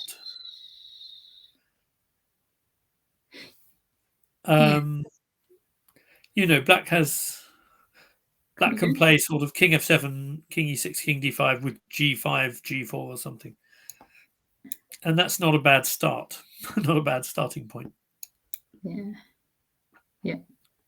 Yeah, because then you maybe, if you're worried about that one, you can't really swap it there, can you? Because they'd just go b4. If you do what's that? If you say you brought your king out and then tried to swap off your weak c pawn. I don't think I want to swap off my. I think as black, I'm very much focused on playing for a win rather than a draw. Okay. So all right, should we just play a few moves? Oh, he's gone king f7. Okay. So I'll just do it with arrows right now. So here. So this. Well, I need to play g5 first, otherwise I'm blundering my g pawn, which is naughty of me. Oh yeah, don't do that. No, so king f7, king f1, g5, king here. That's where the king is already on f7. Yeah. So I mean, here. After king e1, I can also consider flicking in a bishop a5 check. So the king is going nowhere better than d1 in that case. Yeah. And if it ever goes to c2, there's a bishop e1 problem. So I'm going to play the moves on the board, so we'll then go. Yeah. So here. So I'm thinking about check on a5, but I'm not sure. Just to stop king d2, I think it spoils coordination if I give a check, and then you have to go to d1 and king e6 now. So yeah, bishop isn't amazing, is it? So maybe just go back up here. Yeah, then king d5 for sure. I think, well, not for sure, but I think. No, if you go king c2, I've always got bishop e1. That's one of the problems you have, I think. I'm just going to whip off your f pawn, and that will be very unpleasant. That's annoying. But in this particular position, taking the g pawn doesn't even help, does it? Well, I'm not going to let you. If you attack the g pawn, I'm just going to move it. I still don't think you can. Yeah. All right. This all gone wrong. Yeah, I think you just can't. I think you have to do this, but you can't go king c2. All right. But what if you go here? Okay, that's much more of a. Because then you can maybe try and go there and help yourself come out here. Well, I'd quite like to keep your king trapped in, so let me try bishop c3 first. Okay. And then, whenever I go c4, I'm trying to do it work. He's still keeping the bishop e1 idea alive. Yeah.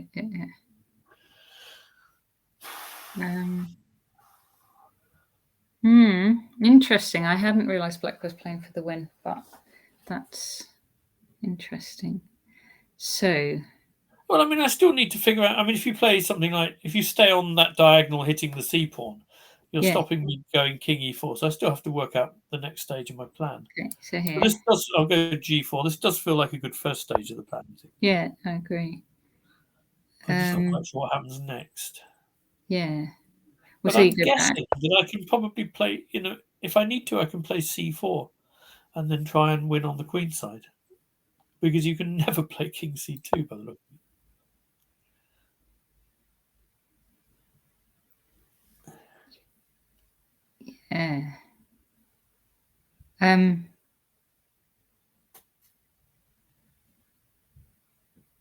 It's extraordinary how passive white kind of is here.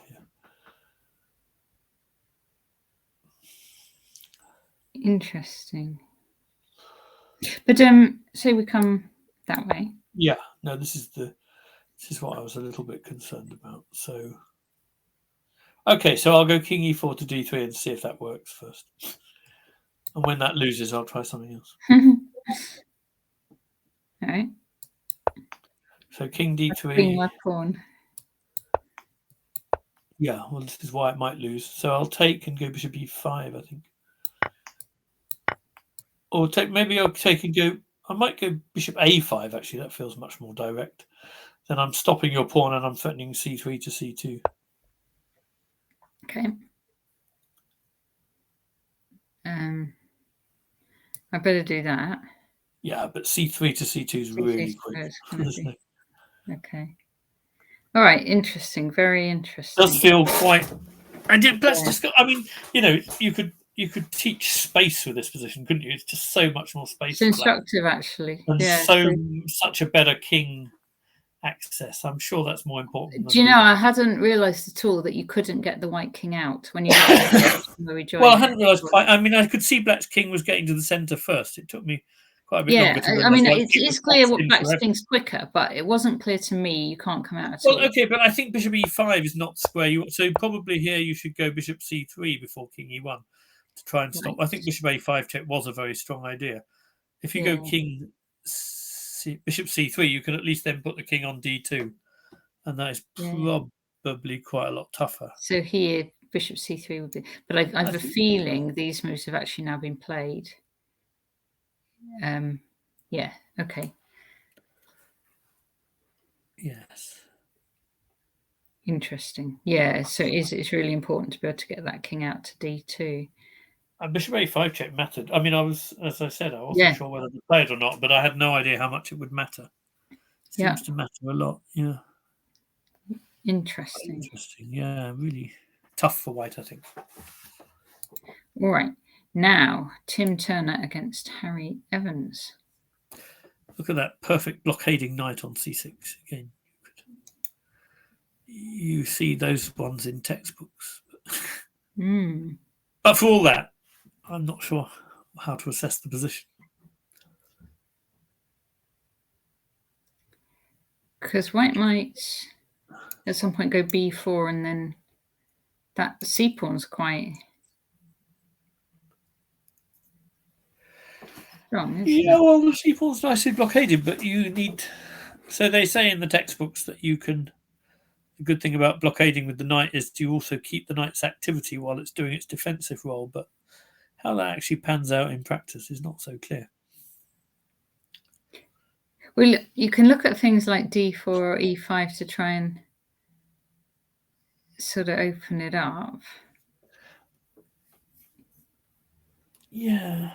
I think e5 is going to be hard to get in just because d5 is likely to be on prise for most occasions where you might want to try e5. I think that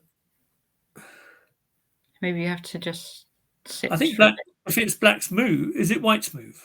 It's Black's move actually. White just played f4. Well, then maybe you should play a5 to try to stop b4. Oh yeah. And possibly even to play b4 yourself. b4. Yeah. That makes sense, doesn't it? You want to get that in before b4, as it were.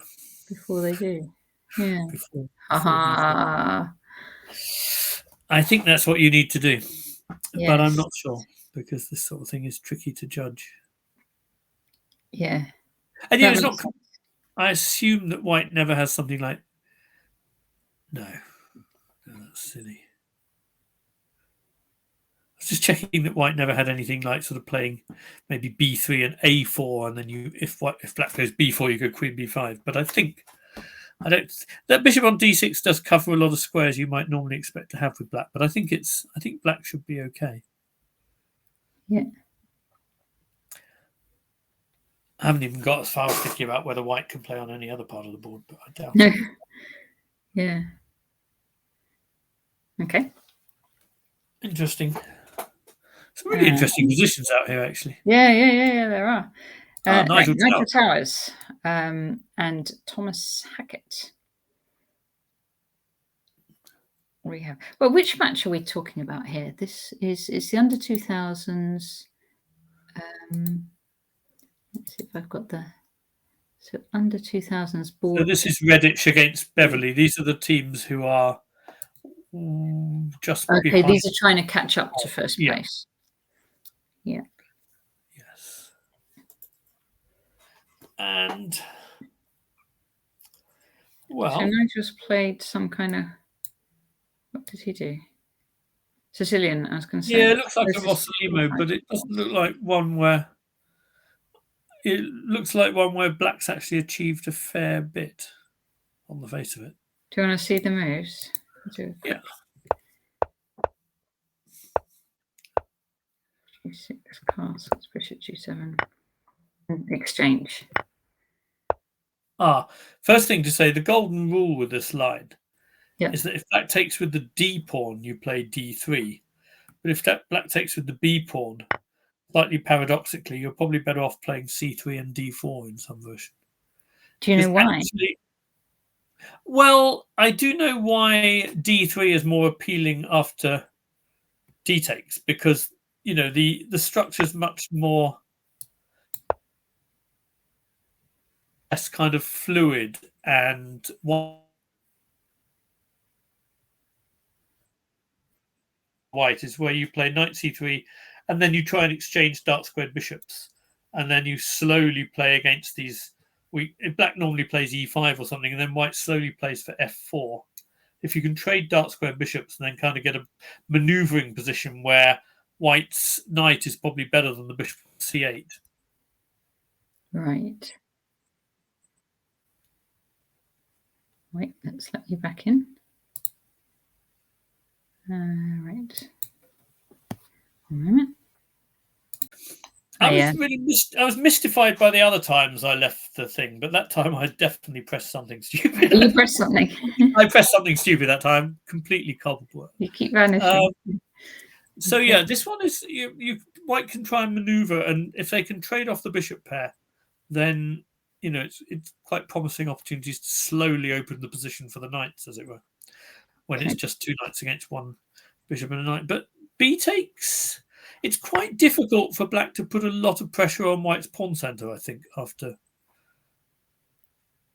B takes. When white plays C3 and D4. B takes, black's development's a bit lacking, so you should try and open it up.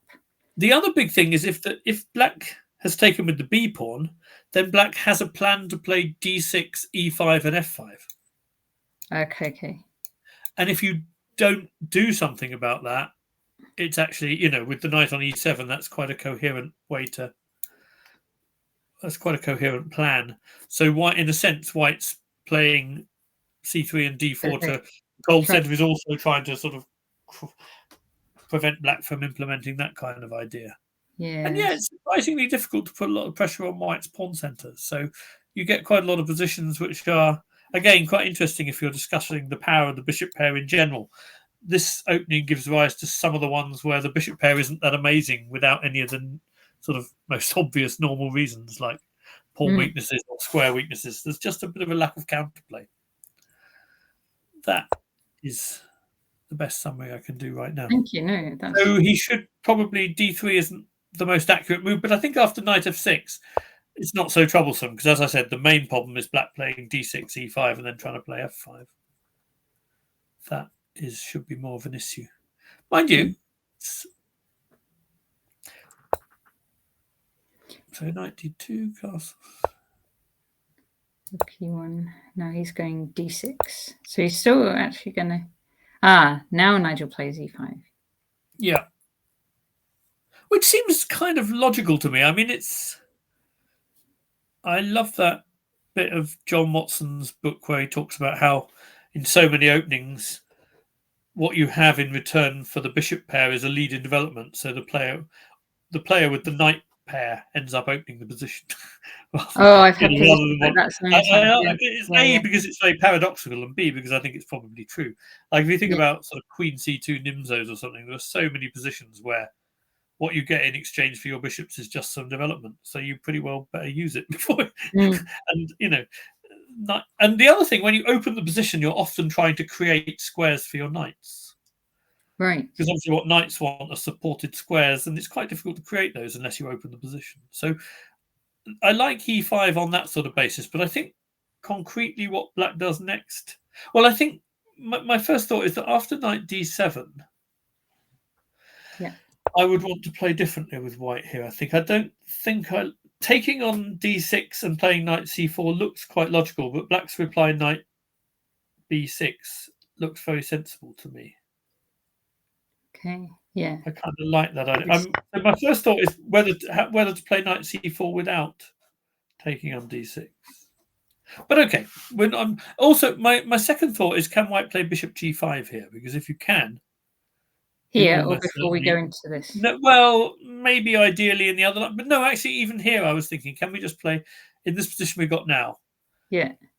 Yeah, I'm trying to redeem e takes d6. So in the position after knight b6 in the game, move 11. So here. Yeah, Nigel retreated the knight. I really don't want to do that. I want to do something that uses our very tiny lead in development. So bishop g5. Yeah, okay. So bishop g. Oh, sorry. Bishop g5 must be what you want to try, I would have thought. Yeah. And then could you support? You could support the knight, maybe, like. Well, it depends what black does next. I was hoping to just kind of. Let's say they go queen, what, c7? When they go queen c7, I'm already looking at things like bishop e7, trying to attack some stuff. I mean, that could be. Oh, so they have to go f6, do they? Well, I was sort of thinking they might have to go f6.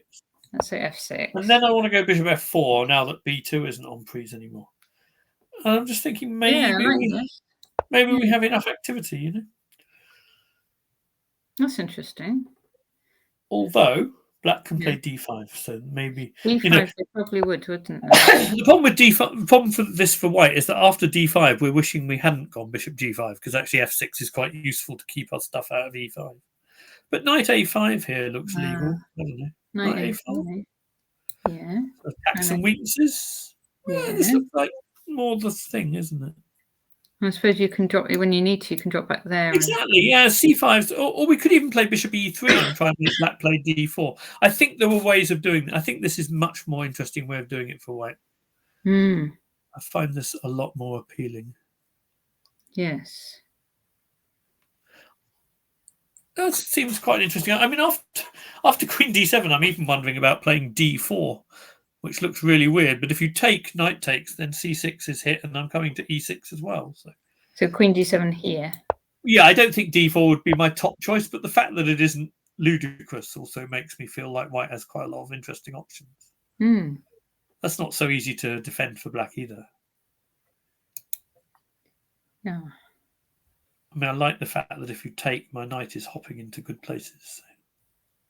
I suppose they might go c4, mightn't they? And then the knight doesn't. We can't get there so easy. Yeah, that's true. I mean, it does.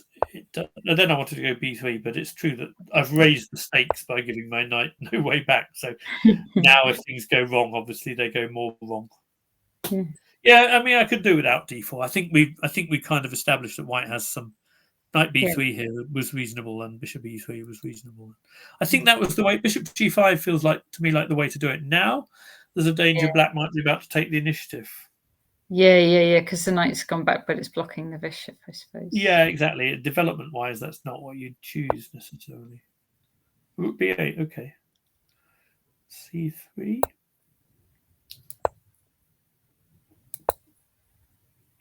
Yeah, I like this d4 less than the d4 I was advocating earlier. Although white's still fighting for dark squares. I'm just a bit worried about the light squares. Maybe c4. c4. Okay. d3. It's very principled. I'm just not sure if that. I think what black. Oh, he played not rook e8. Okay. Yeah, I'm not sure. I said it's very principled. I'm not sure that's actually true because it's the danger that it's white who's opening up. He's actually helping black achieve things on the light.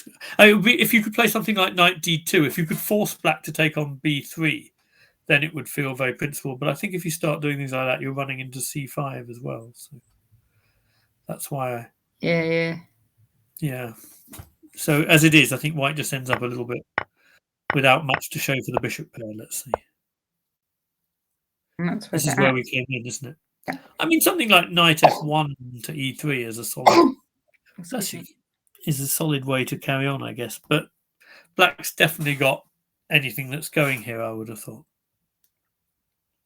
Yeah, because we need to get feels like bishop pair matters here, right? Yeah. It's a little bit. Yeah, we're a little bit. Oh, we need to move the knight to get the bishop out.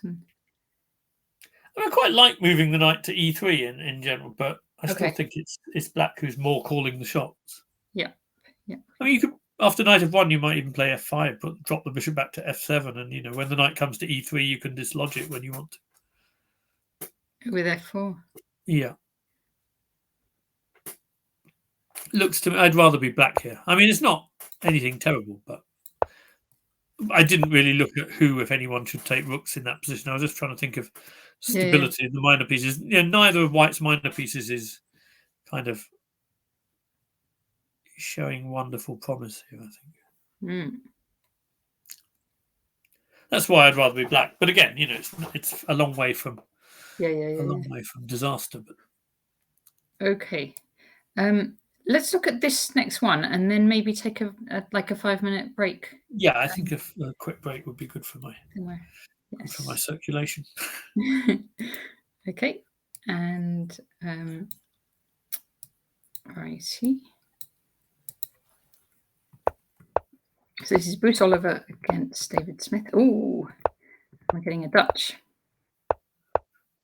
Yeah, these funny Dutches where white isn't committed to d4 gives white. I mean, there's probably some interesting early e4 options for white as well. Although I think, if I remember rightly, they're probably more scary if you put if white can still put the knight on c3. c5 is interesting because it doesn't fit in with the very solid stonewall thing of keeping your d5 pawn covered from all sides. Like the stonewall, they normally put it on c6, right? c5 feels more ambitious in a way. Potentially a bit looser as well, but I'm sure you can see there would be upsides too. So is white teeing for e4? He looks like he is. White played e4, yeah. White's teeing for it and went for it. Yeah. You see, what I think about this position is I could like this for white a great deal, but I don't really think that bishop necessarily wanted to go to b2. If you could do this plan with the bishop still on c1, I wasn't necessarily thinking about precise moves. I just felt if you could play it very quickly with sort of rook e1 and e4 and get a similar position, you'd be happier because that bishop would naturally spring out to f4 or something. Go to f4, yeah. Whereas the position we get with it on b2, it doesn't not very obvious to me what it's contributing. You get this nice square though, but we got the square anyway. I think the square is very nice. We probably want to play a4, but what's the role for that bishop? That's the question. I agree. Yeah. And is black? There are other questions like, is white ever playing e5 or is black playing e5? Well, that one's been answered already. Black's playing e5. Black played it. Yeah, black's playing it. Okay. On the other hand, the f-file is a thing. The f-file is still useful for black, and bishop g4 sort of reminds us of that. Oh, really? Did black really want to give the... It feels like it's... any worries I was going to have with white on the f-file would probably come from the pin. Right. Once you've taken, I feel a bit more relaxed about the f-file. So you'd drop back to h5, perhaps. I mean, there might be some good reason not to, but unless there's a good reason not to, I'd be more inclined to drop back. One good reason not to might. No, I don't know. No, that's not a good. Yeah, I would definitely keep that bishop and hope that the pin. Next move at some point you can play knight fd7, and there's some slightly restricting what white might be able to do with his pieces.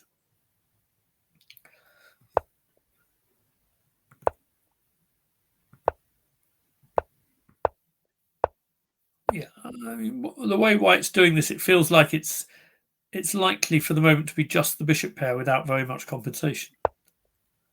And again, white's buying into my argument about the bishop belonging to. He's probably. I mean, I think white could have improved pieces simply with h4, bishop h3 or something, but playing for f4 is much more direct and therefore a very interesting thing to look at first. It does. It gives black more chances of sort of things going. Well, I think what black's done here is the right reaction to try and reclaim some of these squares for himself. Kick that knight away. Now, if white takes on e5, I don't know what's happening. Oh, gosh. I do feel like there's a bit more life in black's position than I thought there was going to be a few moves ago. Like, knight takes e5, knight takes, pawn takes. Black could look at c4, for example, pushing. Now that, well, the d4 pawn's defended in two different ways, I think. Yeah. So, and white can still play knight a. White can play knight a3 here. That might be a move because b5 is quite weak. Yeah, because that's attacking it twice as well, isn't it? It is. That may well be the way to go. All right. But still, black can play c4 there, which is interesting too. Okay. Just very quickly see that because knight a3, c4. Let's put it on the board. Can you take it? You can take it, but I'm hoping I might win c2 back at the end or something. Well, I'm going to take it back and hope. I mean, there's a slightly worrying emphasis on hope in my play here, but I was just going to go rook c8. That was all I had to offer. Maybe bishop f1 holds it up. But okay, then I go, I don't know, I go knight b6 or something. There's still some sources of potential counterplay here. You've got a weak pawn and I've got stuff I can do. Makes sense. If you're in mad time trouble, I might take twice on f4, just sack the exchange and have some squares. There's a bit of fun to be had for black as well now. I don't know really if white still has sort of full control. I'm going to recreate a bit of light in this room. It's now gone too dark. Okay, so interesting how things work. We should take our break if we're going to. We're going to take our break. What I'm going to do is just leave it on the top boards. So the top board of the open, and we'll be back in about 5 minutes. Okay, thank you. I'm going to hide you on the stream there, Peter.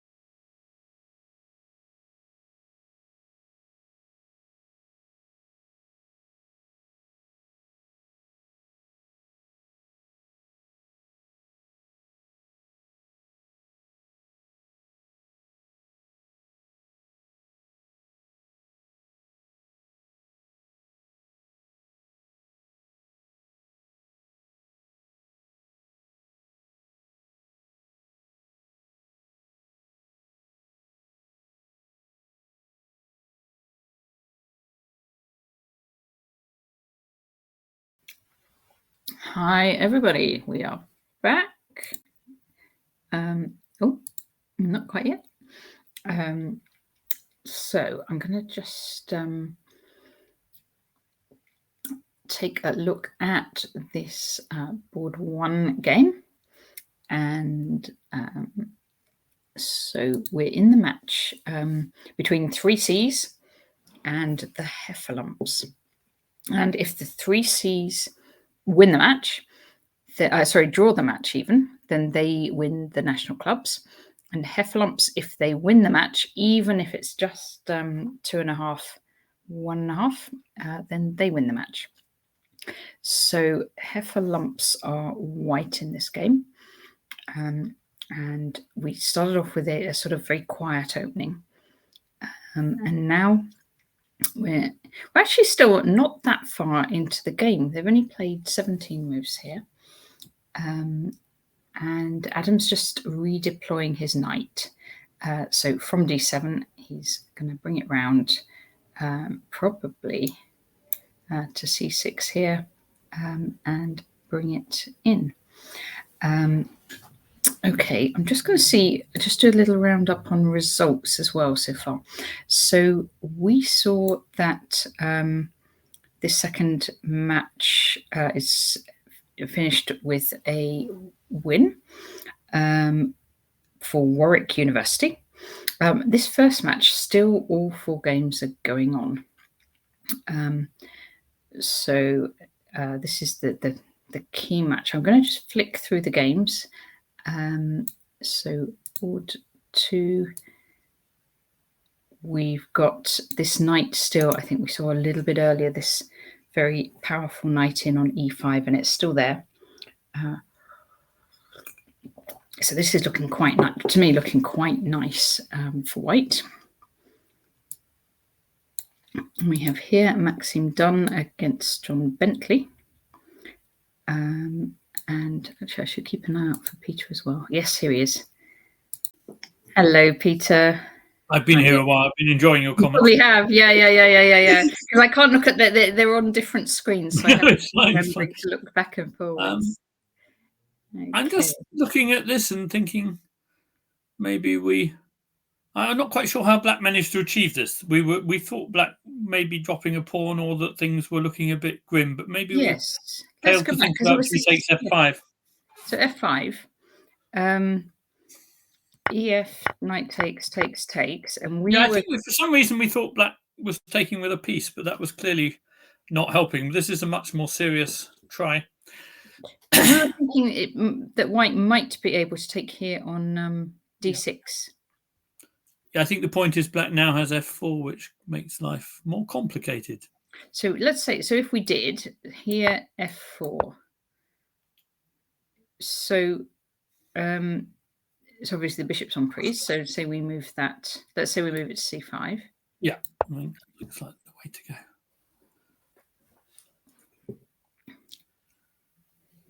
Then, what Black might try? Bringing the rook round. If you go there, then Queen d8 is going to be annoying, isn't it? Yeah. The check is annoying. So maybe Black will go bishop out. Or even f3 immediately, perhaps. f3. Yeah. Yeah, and this knight's slightly loose, isn't it? Well, I'm hoping perhaps they bring it in.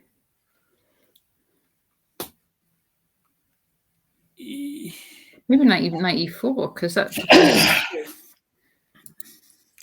Yeah, although I guess that Black gets to take on g2 and White's not going to take back for a while after no, that's carnage, isn't it?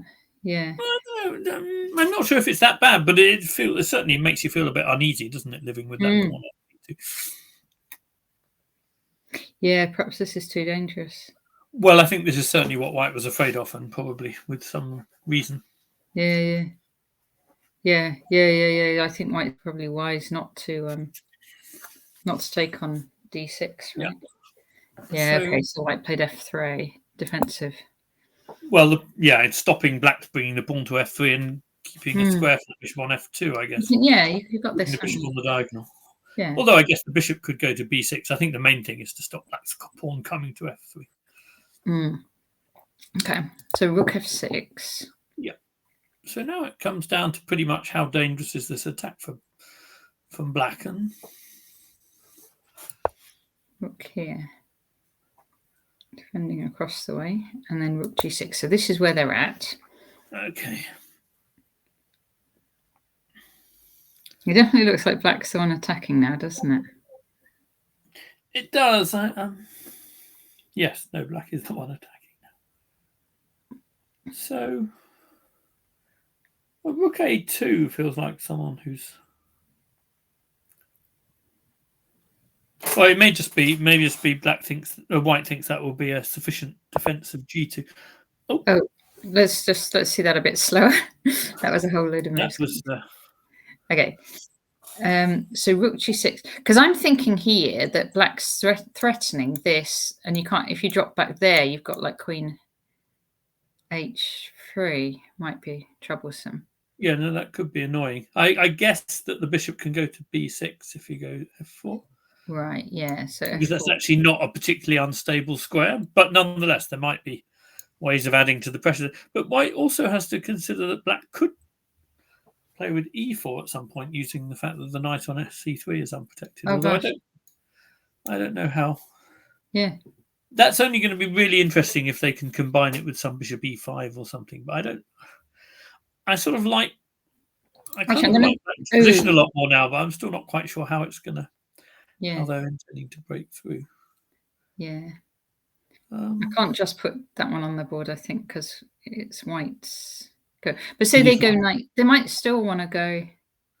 Well, knight d5 feels like a candidate move. You go knight d5.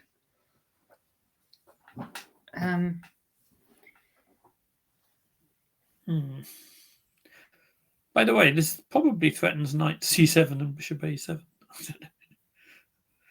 Yeah. In a very materialistic sort of vein, but yeah. If you were black, you'd certainly be looking out for that, wouldn't you? Yeah. But maybe you can go. Say you go like f4 first. Yeah. Do we want that anyway? F4. Very likely, yeah. So bishop b6. Yeah, I think knight c7 is far too dangerous now. So bishop b6. And then threatening knight c7 and bishop a7 at close range now. yeah. But there's time to. This time you can develop some pieces. Develop the bishop, right? Well, I'm just wondering whether you go all the way to there. Probably. Well, but I guess if I move the king, you may have to move again. By the way, it's also in this position. Sorry, it's also well worth considering rook h6 instead of bishop h3, just to check how white's planning to. I keep going. That happened very fast again. Just to check how white's defending h2 is a good question in general. I mean, you could, yeah. Well, no, f4 first, bishop b6 maybe. Oh, yeah. And then rook h6 was what we were doing. In this position, I would be worried about rook h6. A little nervous. Yeah. Because if they go h3, we just whip it off, right? Well, probably. Whether we do or not, I'm sure we will. This is the sort of thing King's Indian players. Because you even can. Yeah. You might kind of check or whatever. But no, I think Queen takes h3 is very. Yeah. Very. Oh, and this rook g2 is not so totally clear. Rook g2. Yeah. Who knows? That's the great thing about being a King's Indian player. You play the sack first and think later. That's right. That's how you do it. You kind of have to. I don't know. I mean, it's not. Okay. So how it's actually gone. So g3. Yeah, you went g3. I mean, I was going to say the other idea about rook a2, it could be to defend g2 or it could be to prepare g3. I wasn't sure. So it turns out it was to prepare g3. Okay. Well, I don't think we take this first and think later. Certainly don't take this one. I mean, the move you consider first is f4, I think. Yeah. f4, but then they take your queen. Oh no, they don't. Sorry. Well, they probably don't. I think they might go queen d5 check. Queen d5. You might have time for that one. Well, then I was going to take it and take your queen. But I'm not sure. But I mean, white's pawns are disgusting at the end of that, but I do have a very nice knight. To take a lot of potential. Take the queen and then you take the bishop. Yeah, I'll take that, I think. And you're going to go knight d5 at the end. I might even go knight e4. I've got two lovely squares for the knight, and picking from them might be tricky. Yeah, and actually white's even a pawn up as well. So. Yeah, I mean, I don't think it's sort of game over or anything, but I do think there's quite a lot to like here for white. I suspect black would avoid this. There's a tiny tactic because you can go. There is. No, I think I can take with a. Oh, then you've got rook. Sorry, if I take with the rook, you've got rook g6 check. I forgot about that. So I'd better go rook g2 and hope. Rook g2. Oh God. We can go rook g6. Oddly enough, I think. Rook g6. That's quite a cute tactic, isn't it? Because yeah, like however you take on e4, it's wrong. Something happens. Yeah, this works, doesn't it, for black? Kind of, yeah. Black wins material, I think. Well, no, oh gosh, you've even got bishop d4 coming. I forgot about. Yeah. Well, I think I could take on g6 and play knight e2, which is a bit dull of me, but I think I'm not worse. It's not what I dreamt of for that night, though. Right. It certainly helps. You've certainly done black's position a big favour with the whole idea. Yeah. Yeah. I think white's clinging on okay, but yes, okay, fine. But okay, that was very interesting. So maybe, I mean, f4 is the move you'd look at first, right? Because it could be very strong. In where were we? Well, back where we were, right back at the beginning where we were. So after g3, f4 feels critical, but queen d5 check might be the reason. Yeah. That you don't do it. But there's also king f8 is possible after queen d5. So f4. Yeah. I think queen d5 check, but I'm not certain. But king f8, is there some good move for white? Would you really go to f8 as opposed to h8? h8, I thought I could probably play bishop takes f4, and if e takes, I'm mating on e8. Oh, you are. Yeah, right. But you could let me take on f4 and then just play some sensible developing move. That might work well. I don't know. It's all very complicated. It's not that. Not quite sure who I would want to avoid this position with, actually. Bishop f2 might be very sane and sober here, because actually queen, black, as you pointed out, black's king being on f8 isn't entirely desirable from his point of view. So maybe a move like bishop f2 is now solid enough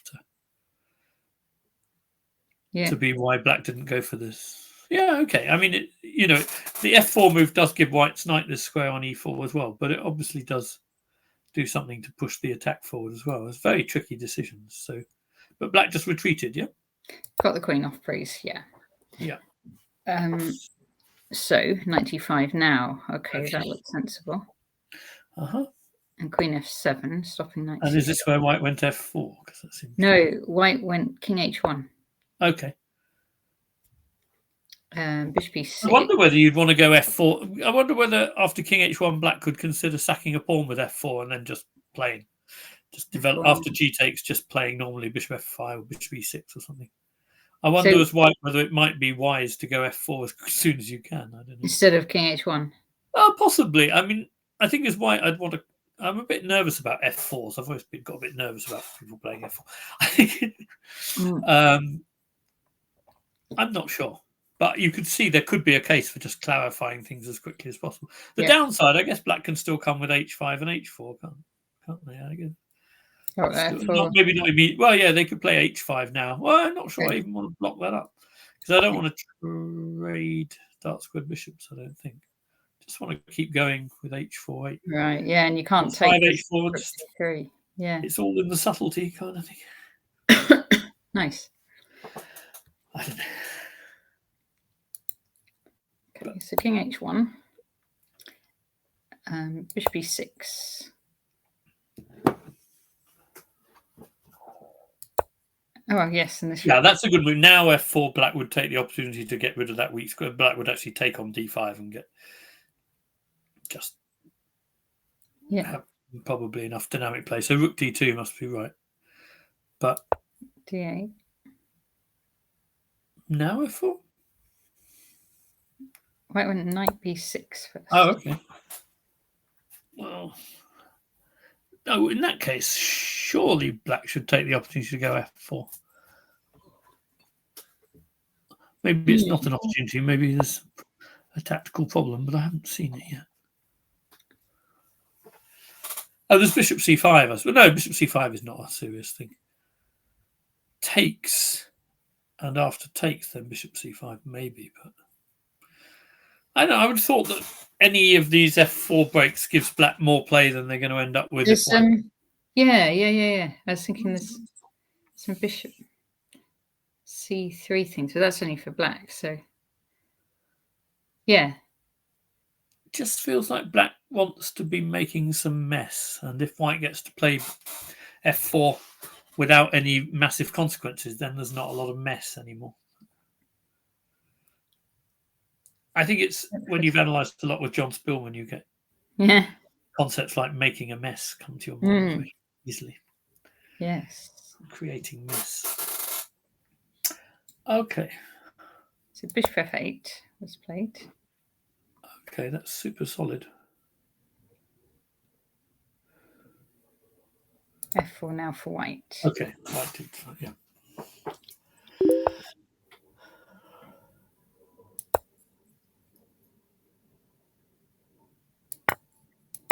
Ooh, okay. Unless there's a tactic that feels like it clarifies the advantage, but in a way, maybe black's trying to say that white might be a little bit weak on the light squares on the back rank. So some kind of taking on f4 and playing on the e-file just makes some sense. Here we go, yes. Yeah, exactly. This is exactly the way in which I thought black was going to make sense of that move. That's good. Okay. Yeah, this is where they're at. Okay, so I think that's an interesting Black's only got 2 minutes left, it looks like. Who does, sorry? Black has only 2 minutes left. Black has only 2 minutes. Yeah. Okay, right. Let's see some of the others because we're. I mean, there are squares for black now. There's the rookie, for example, if white tries to attack f5, black can shield with rook e4, that sort of thing. I think it's not so bad. I think taking on d5 and f4 was a good decision, probably. But as you say, time may prove more of an issue. Now some news. Alan Walton and Michael Green have drawn. So there was a sort of implicit draw off, wasn't there, in the opening? I think at the point where white repeated for that final time, it became more than implicit. Yeah. Okay, so were we about here when we were? I think we just changed on f3, and I recommended maybe trying to hold e5 instead. But yeah, I think we just had that rook takes f3.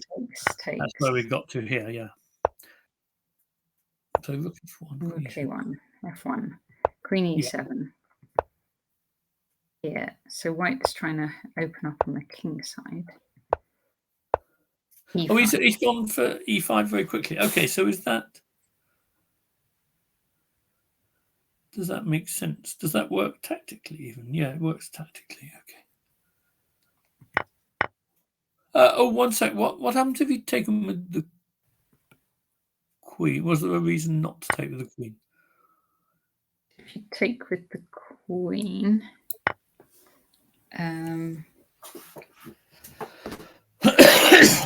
not because white especially wants queens off the board, but because black can't really take them off here because f7 will hang. I think that's true, isn't it?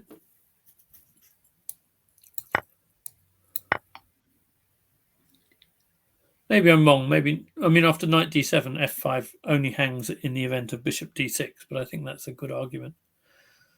Bishop d6 works. 98. Sorry, 98 is obviously not possible. White takes on f7. You go knight d7. Right. Can you go rook No, I'm trying to go to the only square that hits the bishop on e5. Otherwise, Yeah, otherwise you could. But that's why it has to be d7. But then I think bishop d6 does the job. Yes. So maybe but I'm they wondering don't whether there's another downside. Maybe black can avoid the exchange of queens, but there may be another downside to queen takes e5. Just trying to think what it would be. But it does, on the face of it, it looks like an idea. So what else can black play here? So you just move the queen out of the way. Yeah, that's what I was. To like, I guess it's d8 or b7, really, isn't it? Let's say you go b7. Okay. Well, now for a start, I'm thinking about crazy things, but I should probably avoid doing that. I was thinking about crazy things like bishop takes h6, sacking the exchange or something. Probably not what I should be thinking about, but actually, I'm not so sure. Why shouldn't I be thinking about that? Let's do that. Let's so here. Yeah. So we go knight somewhere. Knight here. If you go knight somewhere, I just take on g7 and I'm not sacking the exchange. Sorry, this position I play queen takes h5, but yeah, okay. Yeah, I definitely play queen takes h5 here, but in general, I don't think that quite works. You can't do it hitting the queen as well. No, I don't think so. No. No. Get mated. Yeah. So you have to play. You probably should take the sacrifice, play king. And I was going to go rook takes f6 and hope that. Yeah. Okay, it's probably fair to say that this, if it does work, probably only works because you went to b7. Maybe d8 would have stopped this nonsense, but right. Well, I'm not sure it is such nonsense. This looks like a decent idea, right? Because if you take on f6, I'll probably play queen takes, and you can't actually challenge that queen. So I'm just threatening to mate with rook f4 to h4. Yes, now feels. This looks very scary. I mean, my pieces are beautiful. Yeah. Okay, so you can't go queen b. Yeah. 7. Yeah. Queen d8. You have to go. Yeah, I think we have to do that. But okay, even if white just does position. Okay, let me just see if my idea is now ridiculous with the. It's obviously not as good as it was, but I quite fancy trying bishop h6 anyway if I can, just because it's quite aggressive, isn't it? Yeah, it certainly is. Okay. So if we take, maybe we take with the bishop. Okay, then I was sort of relying on rook takes f6 being enough. Yeah, because you can't go bishop g7. Yeah, let's check the material for. I know what could be good here after rook f. Oh no, I'm talking nonsense. I'm hallucinating big time. Yeah, I'm still going rook takes f6. Yeah, and I'm still kind of liking it. I think. Bishop takes, I guess. And rook takes, and I still think you're going to struggle to coordinate before I. Yeah. So I'm not sure what my main threat is, though. What's my main threat?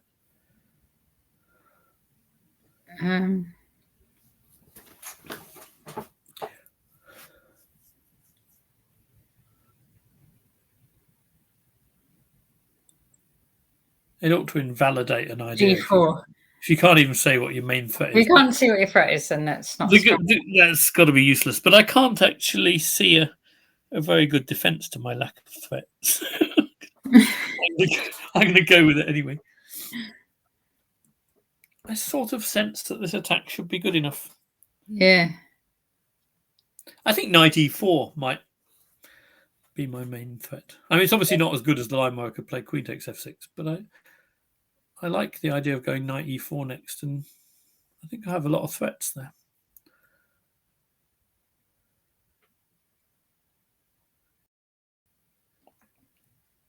Looks nice. It does have its points, doesn't it? What I like is that white's pieces are really hard to challenge, and if you can't challenge them, then I sort of believe them. Yeah. Because you could even just drop your rook back. And... Yeah, I think I want to go knight I think I want to go knight e4 and just knight g3 and threaten sort of queen f4 check and knight h5 and stuff. Yeah. Like that could be nasty very quickly. I don't know. Okay, nice so they didn't do any of that. Yeah, I think queen takes was probably more challenging. That may well be. Yeah, knight g8. Oh, that's a nice resource. I mean, I'm sure that's what Alan overlooked. Well, fairly sure that's what Alan will have overlooked. The fact, I mean, it seems a little outrageous that really works. Oh, wait, I have an idea here. Bishop takes g7. Yeah. Oh, I see. Yeah, I think it's really nice to point out that probably if queen takes e2, bishop takes f8 just wins. So that would be a Zwischenzug moment for your course. Another Zwischenzug. This is a good one. That's a very good Zwischenzug because that is just game over, right? That's attacking f7 and threatening mate, and that's game over. Mind you, it's maybe obvious enough that if it's sort of done on your expectations, you should expect that. But it's still quite pretty, isn't it? Depends what level of player you're aiming at. It's pretty nice idea, I think. It's a very nice idea. I like it. It's really good. So hang on. So wait. So that's why he had to take back on g7 with the king. I mean, what he did was absolutely fine. But like you'd look at moves like knight e4 here, I guess. So if you could have the clarity of taking the queens off first, you probably would. But would have been. But say you do go knight e4 here. I think you can go f5. I think that's the problem, is you're getting the queens off probably. Mind you, you're not necessarily threatening to take on e4. Yeah, I guess queen e5. I was thinking about queen d2 to c3 for white, but instead of d5, d6. Well, I don't know. I'm trying to do something before you can consolidate, but I think black's kind of got it covered now. Although I don't know. Kind of still looks nice for white to me. Well, I mean, yeah, I don't think it's as good as queen takes c5, but I'm still a little surprised white decided to call a halt. But given that white offered, as you said, tacitly offered a draw in a position where I also thought it was pleasant enough for white, maybe Alan was relatively keen to end proceedings. Okay. I don't know. I think it matters. I think if black didn't have queen e5 after d6, it could be quite nasty. But I think it sort of holds together a bit. But a well-timed a5 with c5 being weak, it still feels like. Wait. e4 isn't hanging yet because rook takes f8, ed, rook takes g8. Sorry, say again. After Cuckoo saying e4 isn't hanging yet. To be fair, because rook takes f8, ed, rook takes g8. Oh, that's nice. I didn't even see rook takes g8. I just assumed it was horrors. I think there's also there might also be queen takes e7 and rook 1 f7 mate. I think there's all kinds of nasties going on, but isn't that true? You need to tell me where we're going. Well, where we were talking about knight e4 f5. Knight e4 f5. And then we wanted to play. You were talking about d6. I was talking about queen e2. Actually, queen e2. Queen d2 needs a bit more. No, we were talking about if in this position f takes e4 is not a threat. Yeah. He said because of rook takes f8, he takes d3, rook takes g8 check, which is very true. Although I think queen takes e7 and rook f7 mate is equally fascinating. But white still needs to find a move here. I think the main problem is black's next move is probably knight f6 or something. Yeah. Mind you, after knight f6, white can. No, okay. I mean, this is really interesting, this position, whether white's significantly better still or not.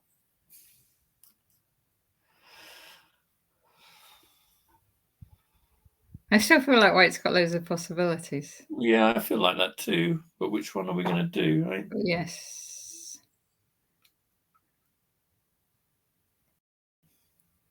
But I've seen these kind of positions before. If you over-egg it with white, black sort of bounces back a bit. Yeah. It's not so easy. But okay, Okay. It's certainly true that black isn't threatening to take on e4 here. That is definite. Yes. All right. So what happened? They went there. Rook a7. Yeah. And knight e4. Well, can I just see this position a moment? Because, sorry. Just checking there's no bishop takes g6 using the pin before knight e4. I think the king can take, but it could make you a little nervous as black, I guess. I don't think it makes you nervous. I think you just go king h7 and say, thanks for the piece. But just checking. Yeah, you do. You just go king h7 and say, thanks for the piece, I think. Yeah. Or even queen This one's g5. defending across as well, isn't it? Yeah, that's right. Rook a7 is probably quite important. Okay, no, that was nonsense. Okay, so they took a draw here. I don't know about the clock times or anything like that. But there we go. So that was. So White didn't even make a move after Rook a7. It's just. Knight e4 was played, I think. Oh, knight e4 was played. Okay. Yeah.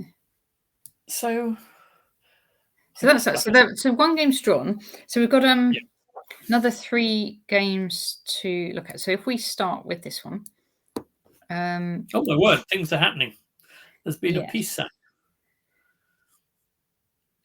Right. Should we just see how that? Where were we? Yeah, it's really interesting, actually. Were we somewhere? Did we get to this? Oh my word! Yeah, we were talking about. We got knight b. Did we get knight b8? I think we did. But this was when we were on our break. I think we still had the centre waiting to be clarified. There was a white pawn on e4, and we were talking about. All right, here. White had played c4 as well, I think, when we last saw it. Here. Yes, something like this. Okay. And I was just saying that if black goes d4, which looks nice in some ways, white has f4 with attempt to trap the bishop, that sort of thing. I guess that wasn't a good idea for black, but taking on e4, it feels like white will be a little bit better, I think. Yeah.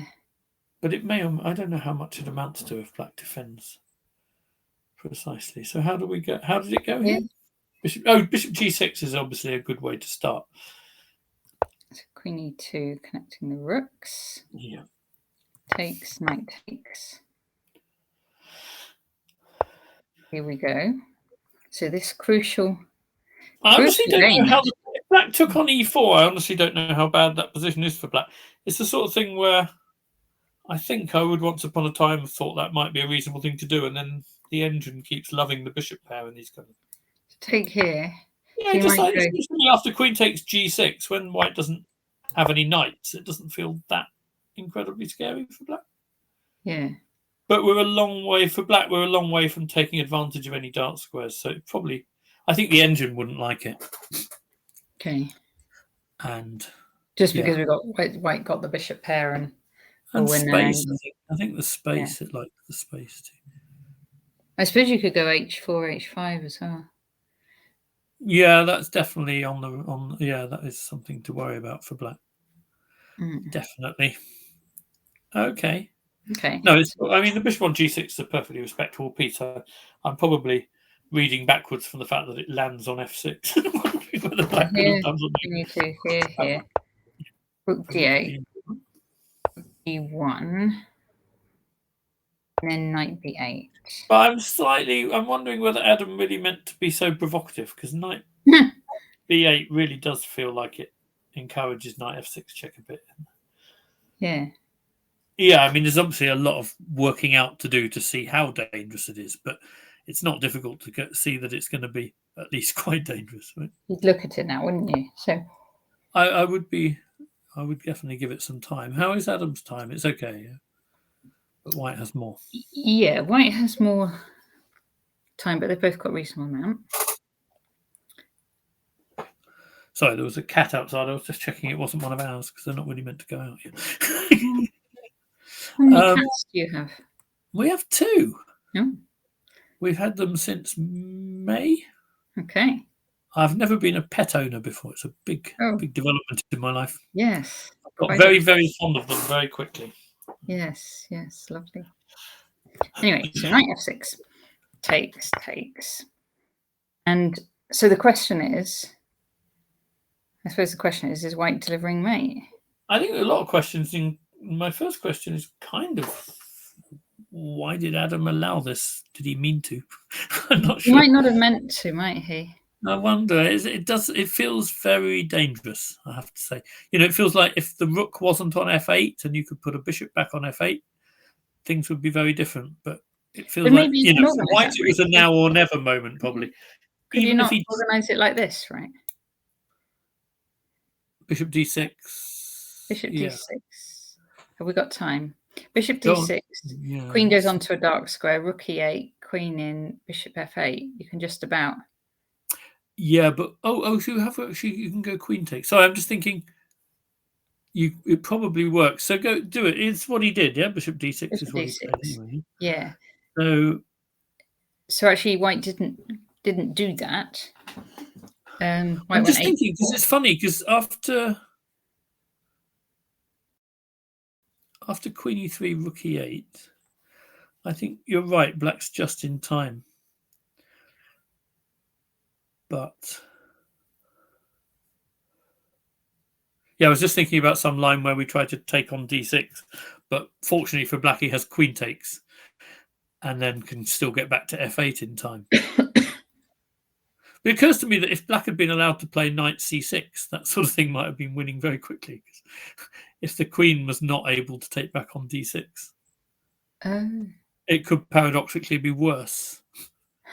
So white. And I'm pretty sure with knight b8 that knight c6 is what he did. But of course, Black might take a time out and go rook e8 or something, and then maybe. But it still feels very, very scary for Black to me. So h4. Oh, h4. That was the other thing I was wondering about, whether h4 causes damage. Yeah. Takes. Rook takes. Okay, so we've got a rook and a queen coming in. And this nice bishop. We have an immediate threat of mating too, which needs up. I don't know. Do you see anything clear yet, though? I don't know. Well, queen g4 is a very clear threat. He's got to go king h8, yeah. Rook d1, interesting. Well, it makes a lot of sense. Well, first of all, it stops the intended knight c6, and it feels like it. So rook g8. Well, I think maybe there's queen h5 now, I guess, yeah. h5 was played, yeah. Because the thing is, normally you'd want to go rook g6, but then there's some bishop e5 thing. I think that pin, that's probably why rook d8 was there, because the pin becomes so nasty at that point. But okay, can Black... Is there any point in Black threatening mate, or does that not help? But you kind of feel like it, didn't you? Well, in the sort of when in doubt, threaten mate sort of school of chess. I'm sure there is such a school. Come on. Well, is that that saying never miss a check? It could be. Well, it's the same sort of school, I think. Yeah. But he went for the more restrained queen. Okay, so can we stare at this position? Let's stare. Yes.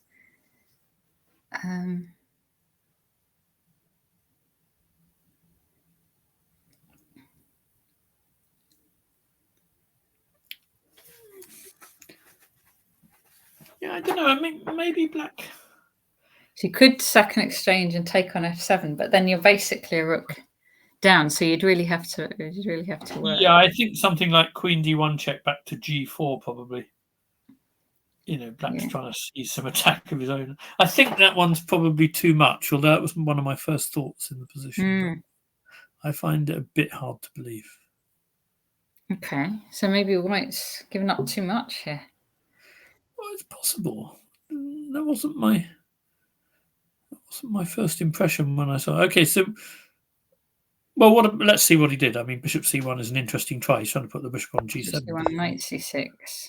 Here it comes, that horse. Yeah. So white's trying to put the bishop in on g7, I'm guessing. Yeah. Which, it has to be said, is moderately. scary, is it? But black's actually defended the rook on d8, so maybe even something like bishop f8 is possible now. Yeah. Okay. Just trying to check whether I'm missing some basic tactics.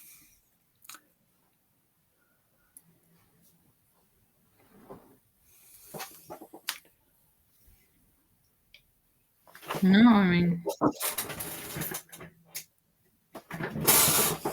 some more light on. yeah. Hope it helps me to see something. A bishop f8. So you could immediately exchange rook. So rook takes, knight takes. Yeah.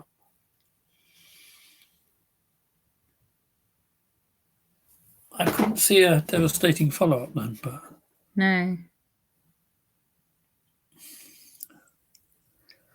so I guess, I mean, bishop f8 is the most ambitious, sort of most materialistic move, I guess. Almost every other line you're going to have to give back the exchange. Yep. But this looks fine for black, doesn't it? I think so. I'm going to put it on the board, right? So here, yeah. Then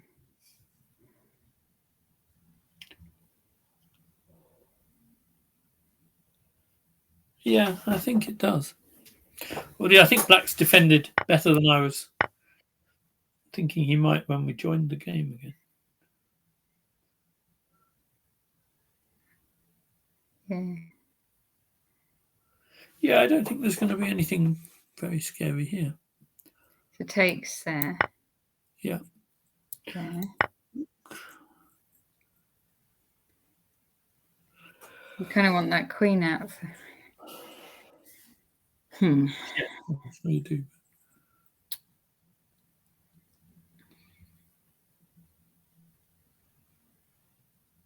I'm pretty sure black's okay here. Yeah.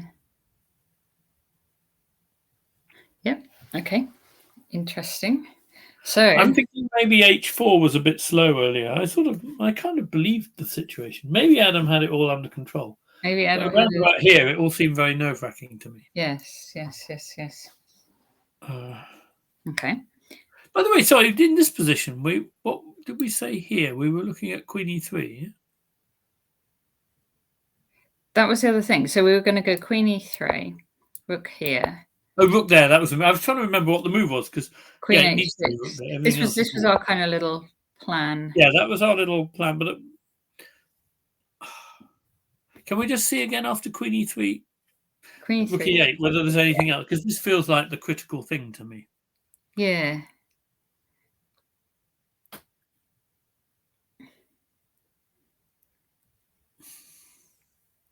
I mean, could we? You were saying the things were defended. So if takes. Yeah, I think everything's defended. Takes, and this one it was going to be queen takes. That was the. It's queen takes, and I think the other important thing here is that after bishop e5, which I wondered about, there is queen d2 to stop queen h6. I think that might be quite important. And you can take the pawn, but then yeah, it's a whole rook now. You go knight d7, and it's a it's a whole rook. That's too much. Yeah, it's too much. I think without queen d2, white would have been doing well there, but queen d2. Yeah. Is enough, and this one doesn't. I'm just wondering whether I'm trying to remember how the game went, but is there any difference to doing the h4 idea now? We can try. So h4. Because actually, black can't play the same. So they can take on d3, perhaps. They may well have to. Is that what they did in the game? Maybe it is. Yeah. Yeah, sorry, that's not in that case. It's probably not going to make a difference. There's no mileage from.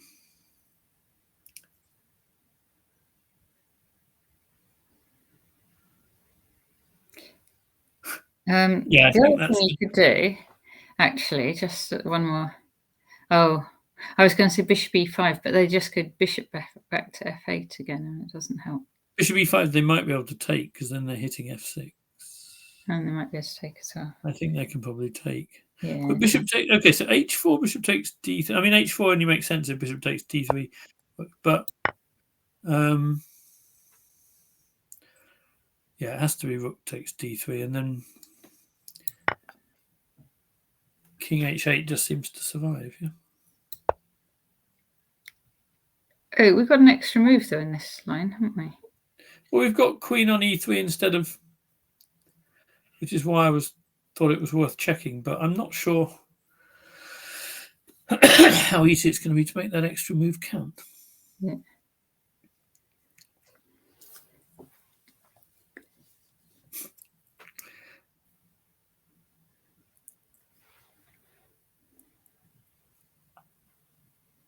Okay, no, I'm not sure that really helped.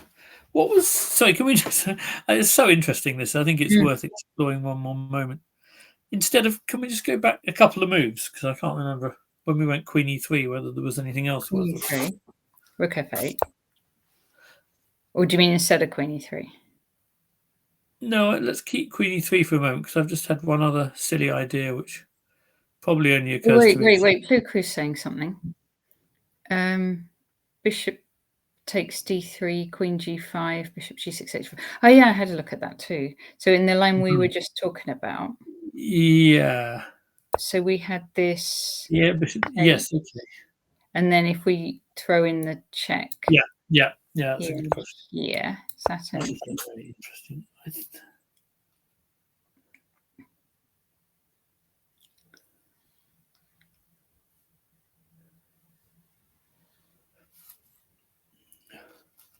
That is very interesting indeed. Can we play queen c7 so that we get an h? When you take on g6, we take on with the f pawn, and then we've stopped f7 check, which is otherwise. What move do you want, Peter? Queen c7, because the threat now is h takes f6 check, which just wins immediately and is very scary. But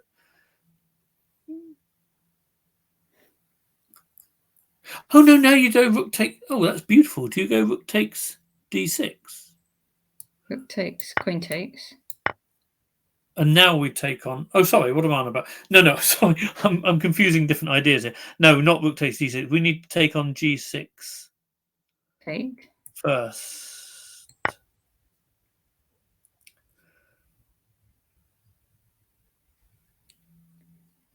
But then I'm confusing different ideas. They don't actually go together, which is just as well for black, I have to say.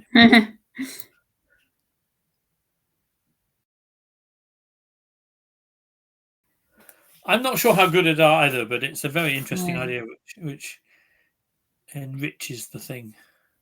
Yeah. So they got to here. They've got to here so far. Okay. But I think that's the idea is that I think we're in time trouble, so I think we should look at some of the others. This is the position we were at and couldn't see anything for white very much. Yeah.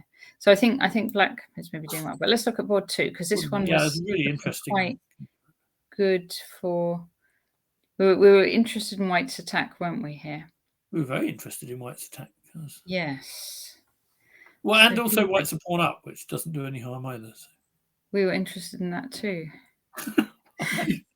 I imagine so was white.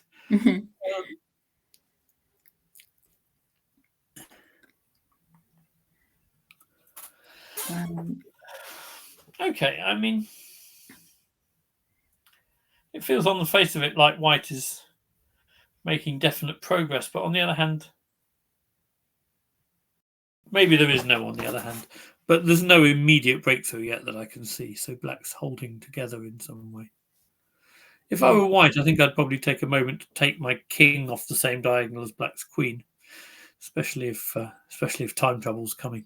Where would you go then? H1? Yeah, maybe. I probably would go to h1 because I suspect it's useful to keep rook g2 on the board as a possibility. Okay, yeah. Switching to the g file for an attack might not be that ridiculous. It's gone to f1. F1. I might have gone there if I'd seen it was legal, but I didn't. I think I'd have gone h1. Some people are better at thinking about needing the king in the endgame than I am. I mean, white might. Anyway, it looks good for Alex, doesn't it? It looks very nice. He's still a pawn up. He's still the one with the pressure. Yeah.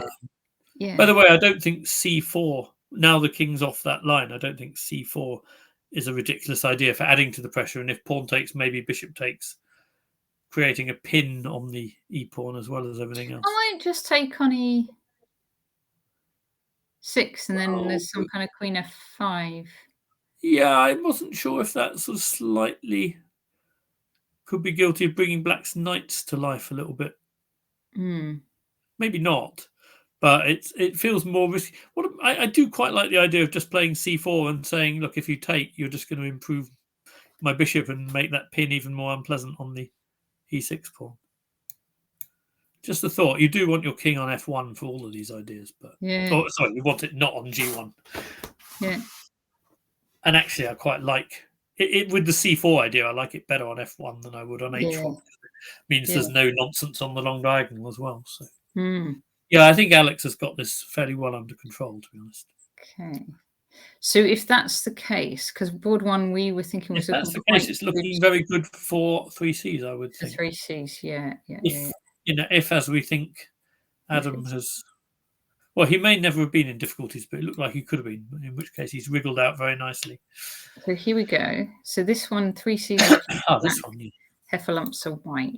Well, this is exactly what we were worried about from White's point of view. Black is actually getting very active on these light squares, as I thought he might. Yes. With that, we were just praising Black for resolving the position by getting some counterplay on the e-file. It does seem to have gone a bit badly wrong for White. He's lost coordination, so far as I can see. Like a move like bishop d4 feels like a threat, right? Oh, bishop d4 might not be a threat, because we can. Oh no, maybe we can go rook d2, although that feels a bit fortuitous. Of course, it's not. There's no luck in chess, of course. But I think it is slightly fortuitous that he's. You go do that. Nonetheless, it feels like Black's making progress. Where's the queen come from? D1. Yeah, okay. Oh, yeah. God, for a moment there, I thought for a moment there I hallucinated that Black's king was on h8 and he'd allowed rook takes c3, but it's not.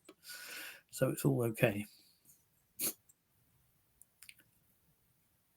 Golly, there's lots going on there, isn't there? There's a surprising amount going on given how little material there is. Can White change pieces with bishop b2 and try and...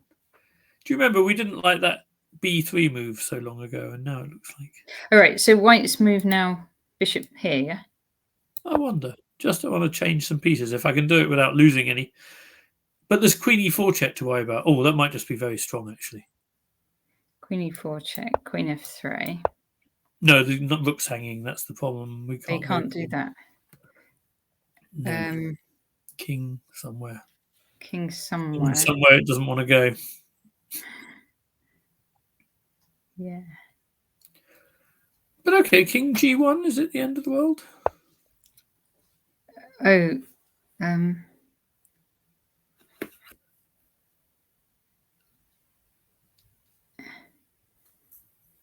so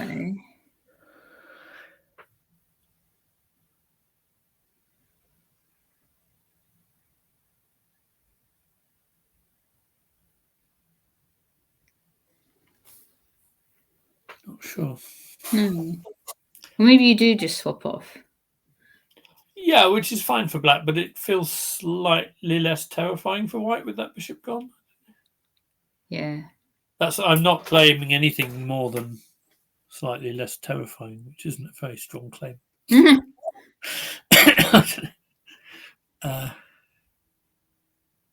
want to go something like queen g4. Oh my word, there's bishop b4 to c5. Ah, that's nice. That's very unpleasant. That's a nice square to hook your bishop onto. I was, because other line like bishop e1, I noticed we had queen d4. We could leave the rook on c2 on prees because of mate on g7, but bishop b4, we don't have any such nice solutions. Bishop c5 is a big threat. Of course, yeah. Yeah. Okay, bishop d4 might hang on, but it feels like it's very much a matter of hanging on. As Black, I would look at a move like f4 here. But I'll tell you what's happened. They've gone bishop b2, but they didn't see your move, Peter.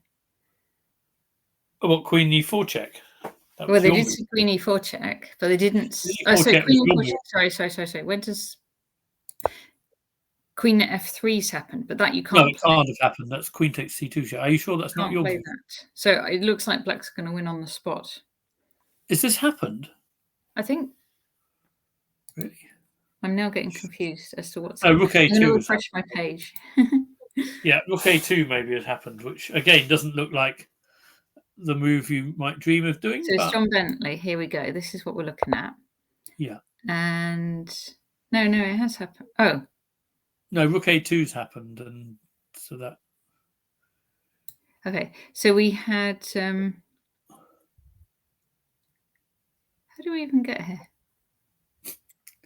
Rook a2 and then queen e4 check. Now it allowed queen f3. So we had it like this. So they went rook a2. Yeah.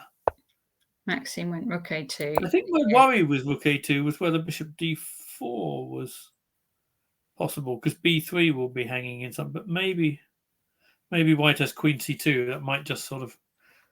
It may not even be hanging on that grimly. It might just be okay. Okay, so queen e4, queen f3. Yeah. This is it. This is where this we're is at. it. This is it. This is the position. So what about like queen b1?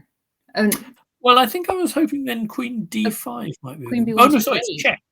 So rook e. Okay, he's played that. So I think no. I was thinking about that, and then I was trying to.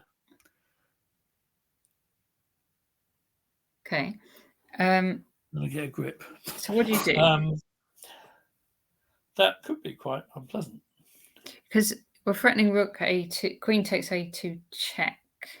Yeah, the problem is it's check. Otherwise, queen d5 would be a good move, but yeah, the fact that it's check is a real issue. Yeah. And I don't see much solace in moves like rook f2 either, because queen takes c1. Just take on c1 and f5. I think there's rook f6 or something. Okay, white might gobble some pawns in that line. Right. He may end up having to try rook f2, queen c1, queen f5, but again, I doubt that's what he. Look at black's clock time, by the way. Less than a minute. Spotting why things have sped up so quickly. Oh. Oh my word! Wait. Oh no, sorry. I was just thinking. Queen takes c3, queen a2 check. It's important white doesn't have bishop b2 check. Because rook e2 is check. Yeah, no, it's all check. Oh, I see. Yes, very good. Yeah, I was just checking. Yeah. Okay. Can white play rook e2? Can white play rook e2? Let's try just put it on the board. I'm trying to make a perpetual. I'll just do it as an arrow so far. So we're talking takes. Takes queen c1, queen e8 check is what I'm thinking about.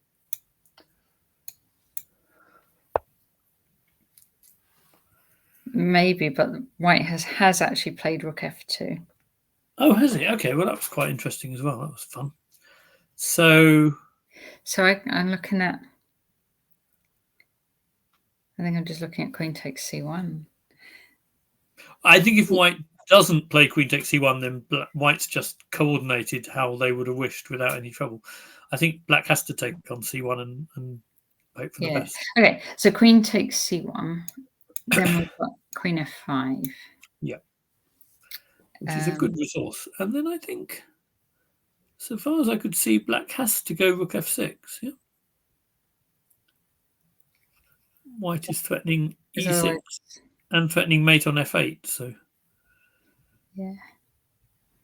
Oh, there is actually queen h6. Is that a move? It is, and it's played. It's been played. Okay, I hope it's a move for his sake. Yeah. Gosh. Okay. So there's So queen f. This is pretty wild, isn't it? This is crazy stuff. Queen f7, king h8 is okay, isn't it? Perhaps. I mean, I guess white might just take on b7. B7 and say I'm threatening to check you. I mean, it might be fine for black, but it looks quite scary for when you've got no time. Yeah. Okay, so queen f7, queen b7 we're expecting. No, I'm not sure I go that far, but I haven't seen anything better yet. That's all I'm claiming. There might be something better. I mean, I don't blame White for taking a little bit of his luxurious extra 8 minutes here. Yeah, White should definitely think. Definitely time for a thinker. There's always the slight worry that Black can then use your thinking time to think in, but yeah, a lot of do the we time, want to see the other games? Yeah, this one is very exciting at the moment. Let's just look a quick back on board one, because that was lots. Oh wow! Adam's now a rook up. So, a rook for 4 pawns, 4 pawns, a rook for 4 pawns up. Oh golly, they've both got 5 minutes, so that's. I once had a rook for. Sorry, I once had 5 pawns for a rook, and my memory of the game is that they just dropped off one by one because the rook just ate them up in turn. But of course, it depends on the position. But yeah, so probably Black should try and activate like rook to d7 and try and come in on d1 or something. Yeah, I think so. Probably, it's kind of.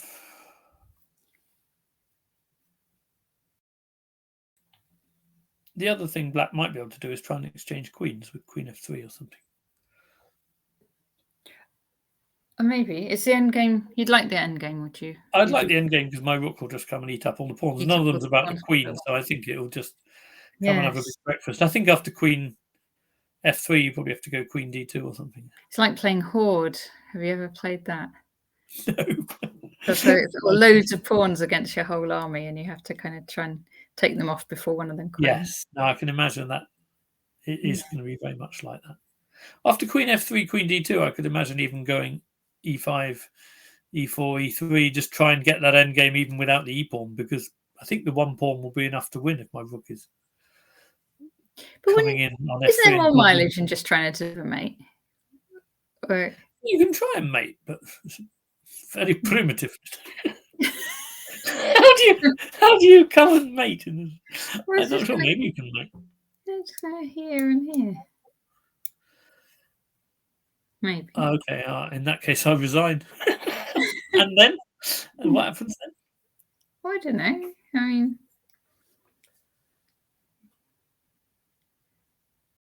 I mean, queen of five. If you're trying to mate, you probably go e. Oh, he's done your one. He's done your move. Fair enough. He's going for the less sophisticated.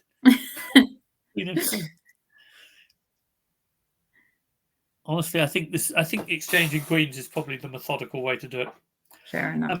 And as I've certainly lost far more games by erroneously avoiding queen exchanges than by making them. I mean, my natural stuff is to play the middle game where I can. But even I think I'll exchange queens in this position. Okay. I'm just wondering if White has. I don't think White has. We're going to put back to the other one because it was all happening. Oh my goodness! It's a draw. This is where we left it, isn't it? This is the same position we had. Well, it's the same position, but it's a different result. It's a draw. I see that it has become. Oh gosh. Okay. Yeah. Okay. So I'm going to just turn the engine on and see what the engine thinks. I mean, I was sort of starting to get quite nervous for Black, actually. I mean, it still likes it for Black. It may be better for Black, but in human terms, I think it's very scary. Okay. Very scary. That was that. I don't think that's a silly decision from John. No.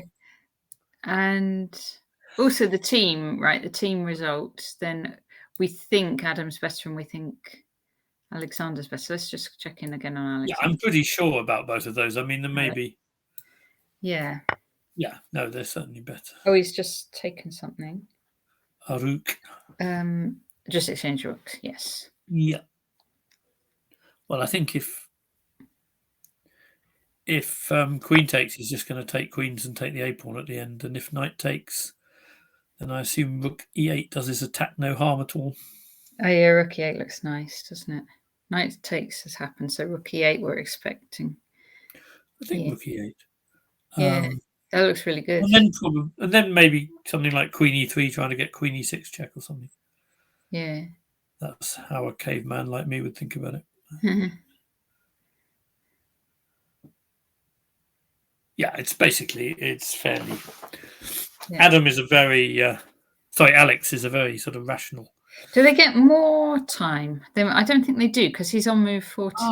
That's okay. That makes it a bit more challenging. But I think, it's the sort of position where, the worrying positions when you don't have any time or where the opponent has counterplay, right? And black doesn't really have much counterplay here.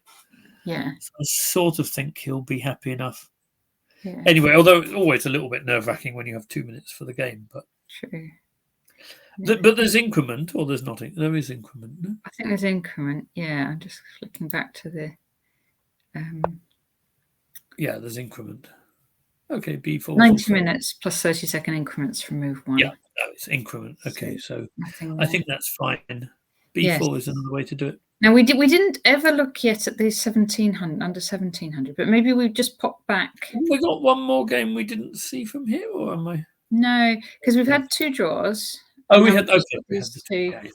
So there was Adam's one, Adam and Arno. He's doing my giving up the pawn to get He's doing your plan. I think he is. I'm just hoping it works. But so E3, you're thinking queen takes, Is that the plan? And then we'll F3 and take one of the pawns. Yeah. Yeah. Well, the E pawn most likely, and then just switch to the queen side very quickly. I think that's. But that may not be the best. Now that we've got queen F3, it may be that some move like queen G4, which does enable us to go to the D file, then rook D7, then maybe the mating attack really is very dangerous. Yeah. Queen okay. G4 so I'm gonna hop back to the this other. That didn't. That didn't show on the actual stream. There we go. Oh wow! This was our position, not theirs. Oh, that was our position. So we've got to go. What does it mean? Oh, so here we go. Their position's a little different. So he did go knight A3. So we had this right. A B knight A3. I think probably. Yeah. Yeah. Okay. So this is what happened. This was Bruce against David. They went C4. Oh wow! Okay. Takes, knight takes. Oh, this is. Hang on, we did something. This is our line. It could be what they did, but C8. Oh, hang on, isn't that our line? Bishop F1. That is our line, Natasha. Yeah. Maybe this. We're going to refresh this page as well. Maybe we forced them into it. I'm not sure because then it seemed like they resigned straight after that. That would be terrible if we made them play that nonsense. So this was David against. Did we say David against Bruce? Sorry, I think you slightly lost my bearings. Yeah, that position doesn't. Okay, so this is right. So here. Yeah. This is their move. Okay. Takes. This is the one I thought was really quite nice for black, but who knows?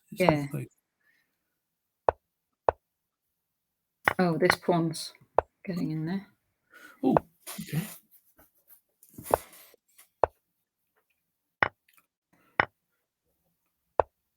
Exchange. Oh wow. Oh, it looks like that was overlooked. Curtains actually, because that is the end. That is the end. Okay, so nicely played attack by black there at the end. Yeah, it was nice. Yes. Okay. So just to go through the results. So we had John Cooper. He won that game in the end. That Tarash. Oh, did he? Okay. He did. Okay. So that was the final position. So did White go too fast? Because I thought it was the kind of thing where, it looks like White's attacking, but actually holding the position is quite a nice way of doing it. Maybe he went a bit all in. Yeah. So okay. So do we get to? So we had F5. So we had a position like this, didn't we? We had B5. I quite like B5. I like the stability of the knight, but I can see B5 as the sort of move that might make you think you need to do things quickly, or maybe you do. I don't know. So bishop F5. C8. Yep. Bishop C8. E4. Okay. No, this is obviously. one way to go, but it doesn't emphasize the sort of white positional advantages that I was liking. This is an attempt to blast it all open, and I think I preferred the idea of holding it. But it's quite possible black's b5, b4 was fast enough counterplay anyway. It looked like a good idea, didn't it? That it was a good idea. I just didn't. I thought white might have enough to keep it fun. Right. So then the deep one went. But this is just not fearing those double. I mean, that's one of the things about this line. Black gets those doubled f pawns more often. This looks very good for black because it's actually very solid, isn't it? It's the end game, isn't it? They get. Yeah. Okay. That didn't quite work. Oh wait a minute. Right. Yeah, and there's no perpetual, of course, which is important. Okay, and then just to check back in on this one, which is now finished and black won. Which this one, wow, black won. Oh, sorry, yeah, white gave up the piece. Okay, yeah. Okay, so yes. That was fine. So that makes sense. Yeah. So that match was decided then by the so those two were equal between the teams. So it was Benedict Patel against Robert Willoughby, which meant that kind of black won the overall match. So John Cooper's team, which was, I think, Hull 2. Which was Hull 2. Yeah. And then in that second one, we saw some of these games. So I think Nigel lost in the end. We had a different. We went crazy about his. Yeah. We liked black's bishop pair. I think. Oh, something's gone wrong here. Yeah. Yes. An exchange. Yeah. Okay. I'm going to hop back actually to the other. The other one. So here we go. Oh, now where's this? Okay. Oh, so this is now the rook against the against 2 pawns. So yeah, this one's very simple, I think. Black must have successfully swapped off the queens and liquidated some of those pawns. Do you want to see how we got there? Yes. Yeah. So we had it. We had so this one. Sorry, this one looked. It was looking like the. We saw some of this already, didn't we? Yes, we did. Here we go. He did just. He did exactly your plan. My plan. I thought it probably was. Oh, there you go. And they just managed to take this. Yeah. Okay. Yeah, this is the kind of thing Black's aiming for to get just these two. And actually, White's resigned now, and Black won. So well done, Adam. Yeah. So this is the last game then going on, which was Alex against Steve. Okay, so here we are. This is.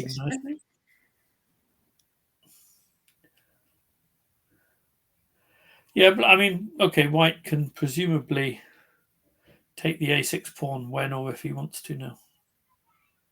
Yes, and then there's. Well, then there's like a lot of queenside pawns. There's a lot of very rapid fire pawns coming forward there. Yeah, like b5, you can becomes possible. Okay, at the moment, if he takes it, well, Black does get f5 in return, but honestly, that shouldn't be a problem. Yeah, but he's just gone for. Well, I suppose he doesn't need to. Well, he doesn't really need to. Does he? Do that? No. I'm just trying to think what could possibly go wrong for White. I think not very much.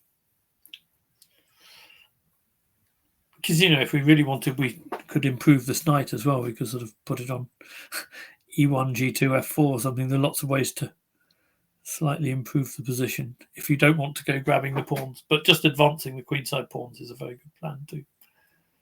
Yeah, I think this is... Yeah. I mean, it's not impossible that you might resign this in an individual game. It's just a team game. You need to keep fighting. Yeah. Is this key for the match? It is. Although I think we can already say, actually, that 3Cs have won the event, can't we? Because a draw was going to be good enough. John Bentley holding that draw was important to make sure that that was the case, I think. Yes. Yeah. Okay, well done to 3Cs then. And so who won the? Let's just see if we can get this clear as well. Who won the? under 1700. Yeah. Shall I just get the under 1700 up for a moment, just because we didn't feature it yet? So let me just do that. No, I'll share the right screen. Sorry. Okay. I think it's that one. And then I have to actually show on stream. There we go. 1700s. So what we have here, so Brendan O'Gorman drew with Mark Collinson. Got Richard Atkinson and Mark Ashley a draw as well.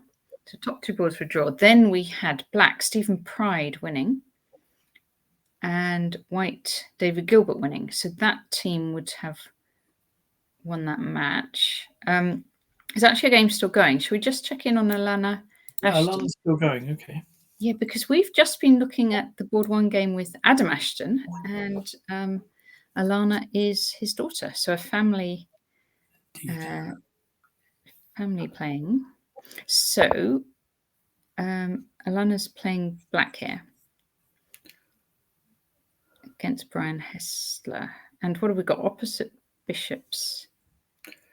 We have black pawn up, and it's quite a dangerous pass pawn actually. But if white had to sacrifice the bishop for that pawn, that would be easy for black then, because that would be fine because we still have the right coloured rook pawn. Yeah. As well as the wrong coloured rook pawn. Yeah. But how does she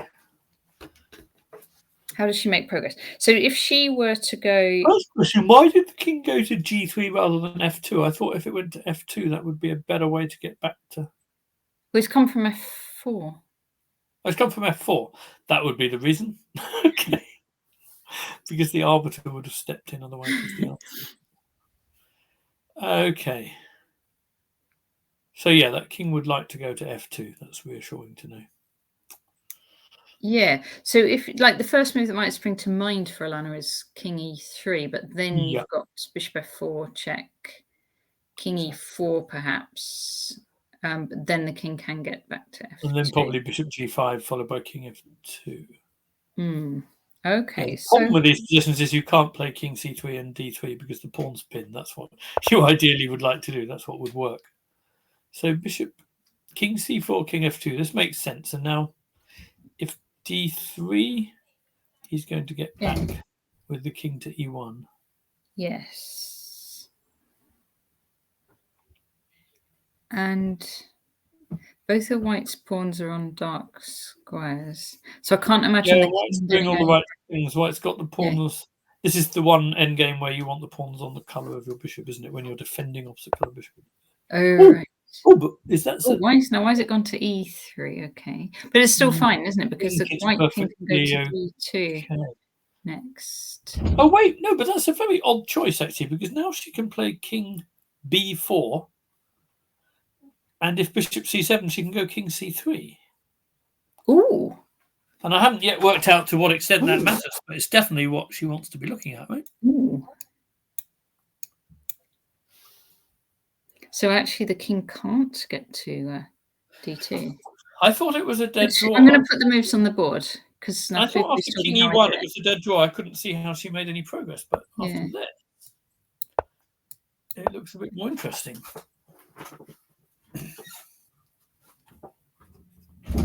Wouldn't the same thing have been possible after King E1?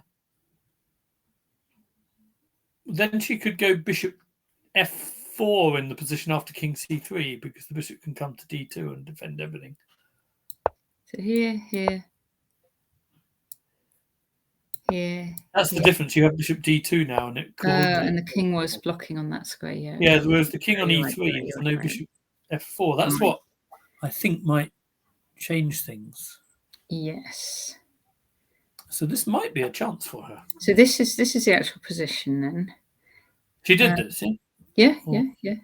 She did it. I would have thought she would. Yeah. So the threat is this: you can give up the bishop and just. The threat is D2, absolutely. Wow. So black will need to. Yeah, actually, I don't see a move now. Yeah. Well done, Alana. This is, I think, just winning. This is it, isn't it? They can't stop the pawn, right? Yeah, I think that's it. She's done well. I'm not sure what that means in terms of match scores, but it's a nice finish for her because. Let's see. Excuse me. So I assume she's part of this team, so this will be important for the team because there have been 3 white wins and she'll be a black win. Although whether it's a win or a draw, I don't think it matters too much. Okay. But it is a win. Now I'm pretty sure. Yeah, it's interesting. King E3. That's very interesting. Well done. Yeah. Interesting lack of coordination there somehow after King E3, whereas King E1, everything was. Yeah, I think if you tried to put a rule to it, you'd say it's to do with restricting your own bishop, isn't it? It kind of restricts white's bishops. I'm on Sopiad. Path back to F4. Wow. Okay. Oh well, that's nice. Okay. Fine. And so I'm just going to go through the score. So Mark, we've been through those. Then we have Rose against Oleg was a win for Rose, and Paul against Tosin was a win for Paul, and then Vash against Philip, a win for Vash, and then Bryony against Joseph was a win for Bryony. Lots of white wins on this on that section. Oh, actually, sorry, if I scroll down, there's more. Yeah, you're absolutely right. Alana's team would have won with a draw, but the win is a nice bonus. This is actually these are she plays to win teams. Alana's could be, yes, perfect. Yeah. Oh, so they're doing well. They're winning this match. I need to just check how they're doing overall. Yes, and the wins we've also had from Ashita, Maya, Stuart, Mark, a draw with Ewan and Ryan, a win for Colin, and a win for Krishna. Well played those. Okay, so we're going to think that one's, I think, pretty clear. There's nothing to be done. So let's pop back to. Actually, it's quite interesting. I'm just trying to see what happened at the top of this event because the team who were in the lead have lost the final round 3-1. Okay. So it's all. Shall I see if I can get the scores up? Yeah, I'm sharing lots of different screens, so let's see. We'll just see what happens if I do this thing. So I'm looking at pairings and results. Oh wow! I think that it looks like this win for She Plays to Win. Yeah. A team they're beating the team who were lying in second due to take advantage of Victoria Dock stumbling in the final round, and they've therefore failed to take advantage. And Victoria Dock have lost the last round, but nonetheless won the event. I'm pretty certain, which is quite an interesting. It's very unusual to see the top 2 teams in a tournament lose heavily in the last round. And okay, so there you go. I think I have managed to. Oh no, I've got to actually share on the screen as well. Yeah. So I'm going to trying to share too many different screens. Right, let's do that one. Okay, so She Plays to Win B team therefore may have overtaken Hull for second place, but if I do that, does that make it bigger? Okay, so match points we had so Victoria Duck and then Hull Chess Club 3. Yeah, and both of those have lost this round. Okay, how many match points do you get for a win? Just 2 match points, right? I'm assuming 2. Yeah. If it's anything other than that. Oh, they can. The She Plays to Win team, so they both had the same. Sorry, 4.5 and 4. They could get up to 6 or 6.5. Yes, I think She Plays to Win B have got up to 6.5. Okay, so they're going to try second place. Oh no, it depends on DHSS. I didn't even get there. That was too much for me. Yes. Okay. But it's clearly been a very eventful last round, though. In fact. Yeah, absolutely. It's all happening. The ones at the top of the table haven't won, and the ones midway have. Yes, no, very good result for the girls' teams in the final round. Yes, well done, well done. That's what we like to see. Not that we're biased, but that was not biased at all, Natasha, was it? Okay, and so I'm just going to go back to which one's this? It was DHSS who beat Victoria Docks, so they also reached 6.5. Yeah. Okay, so this is the last game of the Open that's still going on in this top match. Oh, wow. And this was... Hang on a minute. My word, what's going on? What's happened here? Because I thought... Astonishing things have happened. Something weird happened. I thought Alex was winning. He was. Where were we? So let's just... So we had all of that happened. All of that happened. A4. So then we had... I'm just going to go back to A4. G6. G6 is where we left it, yeah. Yeah, okay. So now he decided to take. Okay. Takes, yeah. Yeah. Oh, wait, so I guess that he couldn't play. I guess he would have wanted to play B5, but was worried, possibly rightly, about Queen F4. I mean, this is the kind of thing that, yeah, but I think B5, Queen F4, King F2 is probably fine, yeah? Hello, XNL. We're going to go back to Hull Chess Club 5, board 2 in a moment. But let's just see this one, how this one is going. Okay, so that costs 2 pawns. Yeah, that went very badly for that moment. So I think this isn't it's not important for the results, is it, overall? It is important. Is it not? Have they've got... It's going to be 2-2 if Alex loses. Okay. I think. I've now got confused. I think that's true. But the reason I'm confused is that the possibility of Alex losing hadn't really occurred to me yet. No, but you know, once a queen starts, it is. Well, it's in time trouble. I think there's lots of action on one side of the board. Yeah. Black made the right decisions to sort of keep White nervous, I guess. Yeah. Okay. So should we try and find Hull? But Queen D6 clearly did a lot of damage, I think. Yes. The chat. So is that? I'm assuming that's in the under 1700s. So, yeah. If you know the name of the player XNL, that might help me just find which board it's on.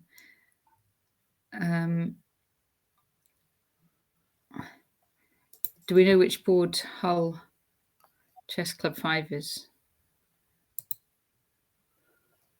They played. She plays to win B. I think. Have you got a comment on you and black? You and black. Okay, that helps me. Then I can find it. Okay, you and black. The chat wants to see this one.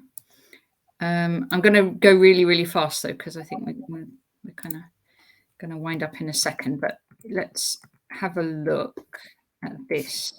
So this is Oh, did you? Are you seeing this? Sorry, I'm maybe not showing. No, I'm still seeing Alex. Apologies. Let me actually put it on stream. So here we go. Okay. So it was like we've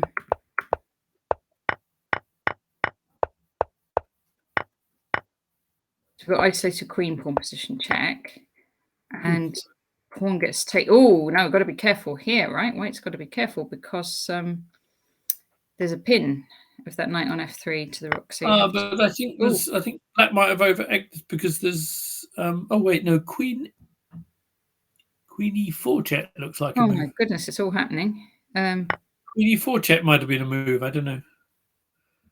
Just after knight takes. I was looking at queen h1. Well, queen h1, the bishop takes b4, which is... No, but bishop here, now queen h1. Oh, now queen h1. Yeah, I sort of imagined... Here and queen h1.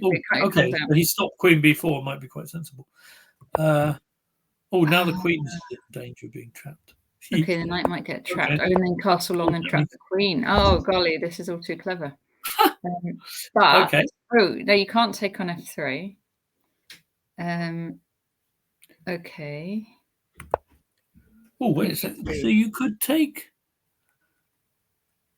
I'm not sure how it is if you give the queen on d1 and play bishop takes b5. Probably sort of okay, actually. Oh, so black might have been able to take on d1. Maybe give the queen back, yeah? Yes. Because the thing is, if white plays some queen e5, you've always got castles long as a move to flick in as well. But okay, this is not implausible. Maybe black is just material up here. Oh, wow, now this looks nerve-wracking, yeah. Nerve-wracking here. Now there's knight e5 coming in. Oh, could white have gone knight e5 without the check? That might have been... Oh, then there's rook d8 perhaps. So this is the way to do it. King b1. Counterplay, look. There's mate. Yeah, bit of counterplay. Mate. This queen's got out from being trapped in the corner to be threatening mate. But white's... Oh, no, black's exchange up, but white... This is an exciting game, actually. Thank you for recommending it. So knight e5, rook b7, knight g5 might be more. Knight g5, rook b7. Yeah, I thought this was happening. Well, now what's going on? Then you go rook f1, do you, if they take it? Well, I suppose so, but I can't see... Oh, yeah, I can't see how this is...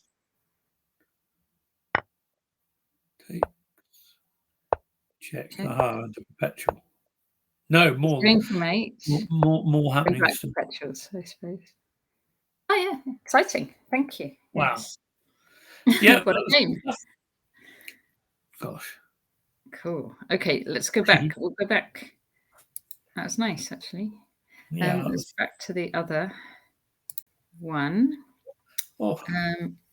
It's just so tough to maintain your sort of mental. It's hard, isn't it? Because you're probably very difficult. Yeah. Like, but it should be drawn, shouldn't it, or not? No, I'm not sure. I mean, I'm not sure I like King d7 all that much. I thought he was going to go. I'm not sure what I thought, but it feels so. King d4. No? If King c6. Your game, yeah. Ah, very good, very good. Then bishop d1, right? Then bishop d1 to a4. Oh, so king here, here, and here. Well, if King c6, I think you can go bishop d1, and you're keeping an eye on knight f3 check, and you're also threatening bishop a4. Well, he's got good drawing chances, I would think. I don't know. I mean, the idea of having to draw it after being 2 pawns up is very difficult. Again? Just the idea of drawing it under the circumstances of what you've had before. You need to be better than most people at sort of forgetting how the position has arisen. Alex is a good chess player. He'll deal with that. I'm quite a good chess player. I'm terrible at doing what I just described. I think for a lot of people it's very hard. Yeah. No, I know what you mean. Anyway, he's gone King e6, which was clearly the way to go. Yeah. Next knight c6. I don't think it's at all easy to draw this, although probably. So what do you do? Do you try and bring your king round for white? I don't know. I mean, what black's doing next is knight c6 and king e5, I think, yeah? And just sort of trying to edge in a bit. Yeah. But you may well be right. It may well be. I don't know. Yeah. I mean, it's not clear to me that white shouldn't consider h5 at some point just to trade a pair of pawns, because if g5, h6, maybe that's counterplay. But again, if I'm wrong, then it's very ugly to do that. But yes. Again, I'm stalling. What I want to say is I haven't got a clue, really. Okay. So I'm going to just close some of these tabs, I think. Okay. Oops, no, I was just, sorry, that didn't work. Let me just, I was just trying to close some of these tabs so I didn't get confused, but then I closed the wrong one and then I got really confused. That's that. Okay. And there we go. There we go. He did do h5. Okay. So I managed to say something that may have been relevant. Okay, so white's in check. My money's still on a draw, although I'm glad I'm not playing it. I'm glad I'm not betting on it. Oh, that seems a bit odd because after king e5, black's threatening d4 check and king d5, winning white's last pawn. But there may be some concrete reason why that's not the main issue. But yeah, like bishop f3 maybe a move or something. Yeah, I think so. I was thinking bishop f3. Or even bishop f7. But because if you so if it was d4, king d3, king d5, bishop f3, you could take the knight and take on d4, and then. Oh, sorry. You're drawing that pawn ending, aren't you? Sorry, I didn't notice that. That's quite true. So there's not even a threat. But I mean, f5 is a reasonable way to make progress as well, right? Yeah. Okay. I'm sort of tempted for us to wind up there. Yeah, no, I can see that. I think that it doesn't affect the overall result. So congratulations to 3Cs and winning teams. Had some really exciting games of chess today, haven't we? In all the sections. There were some really good games, yeah. Really good. Yeah, so that's been very nice. All righty. So another successful National Clubs campaign, a lovely event. Congratulations to the ECF and Stephen Greep for organising. And for all the arbiters for putting it on, and all the teams that played. Shame that Muswell Hill couldn't play. So thanks to Stambad for dropping into the chat.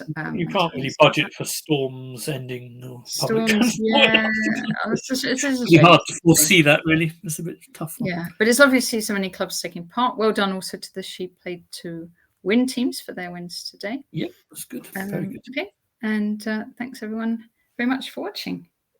And thank you, Natasha. Thank you, Peter. Yeah. Bye, everyone. Okay, and thanks.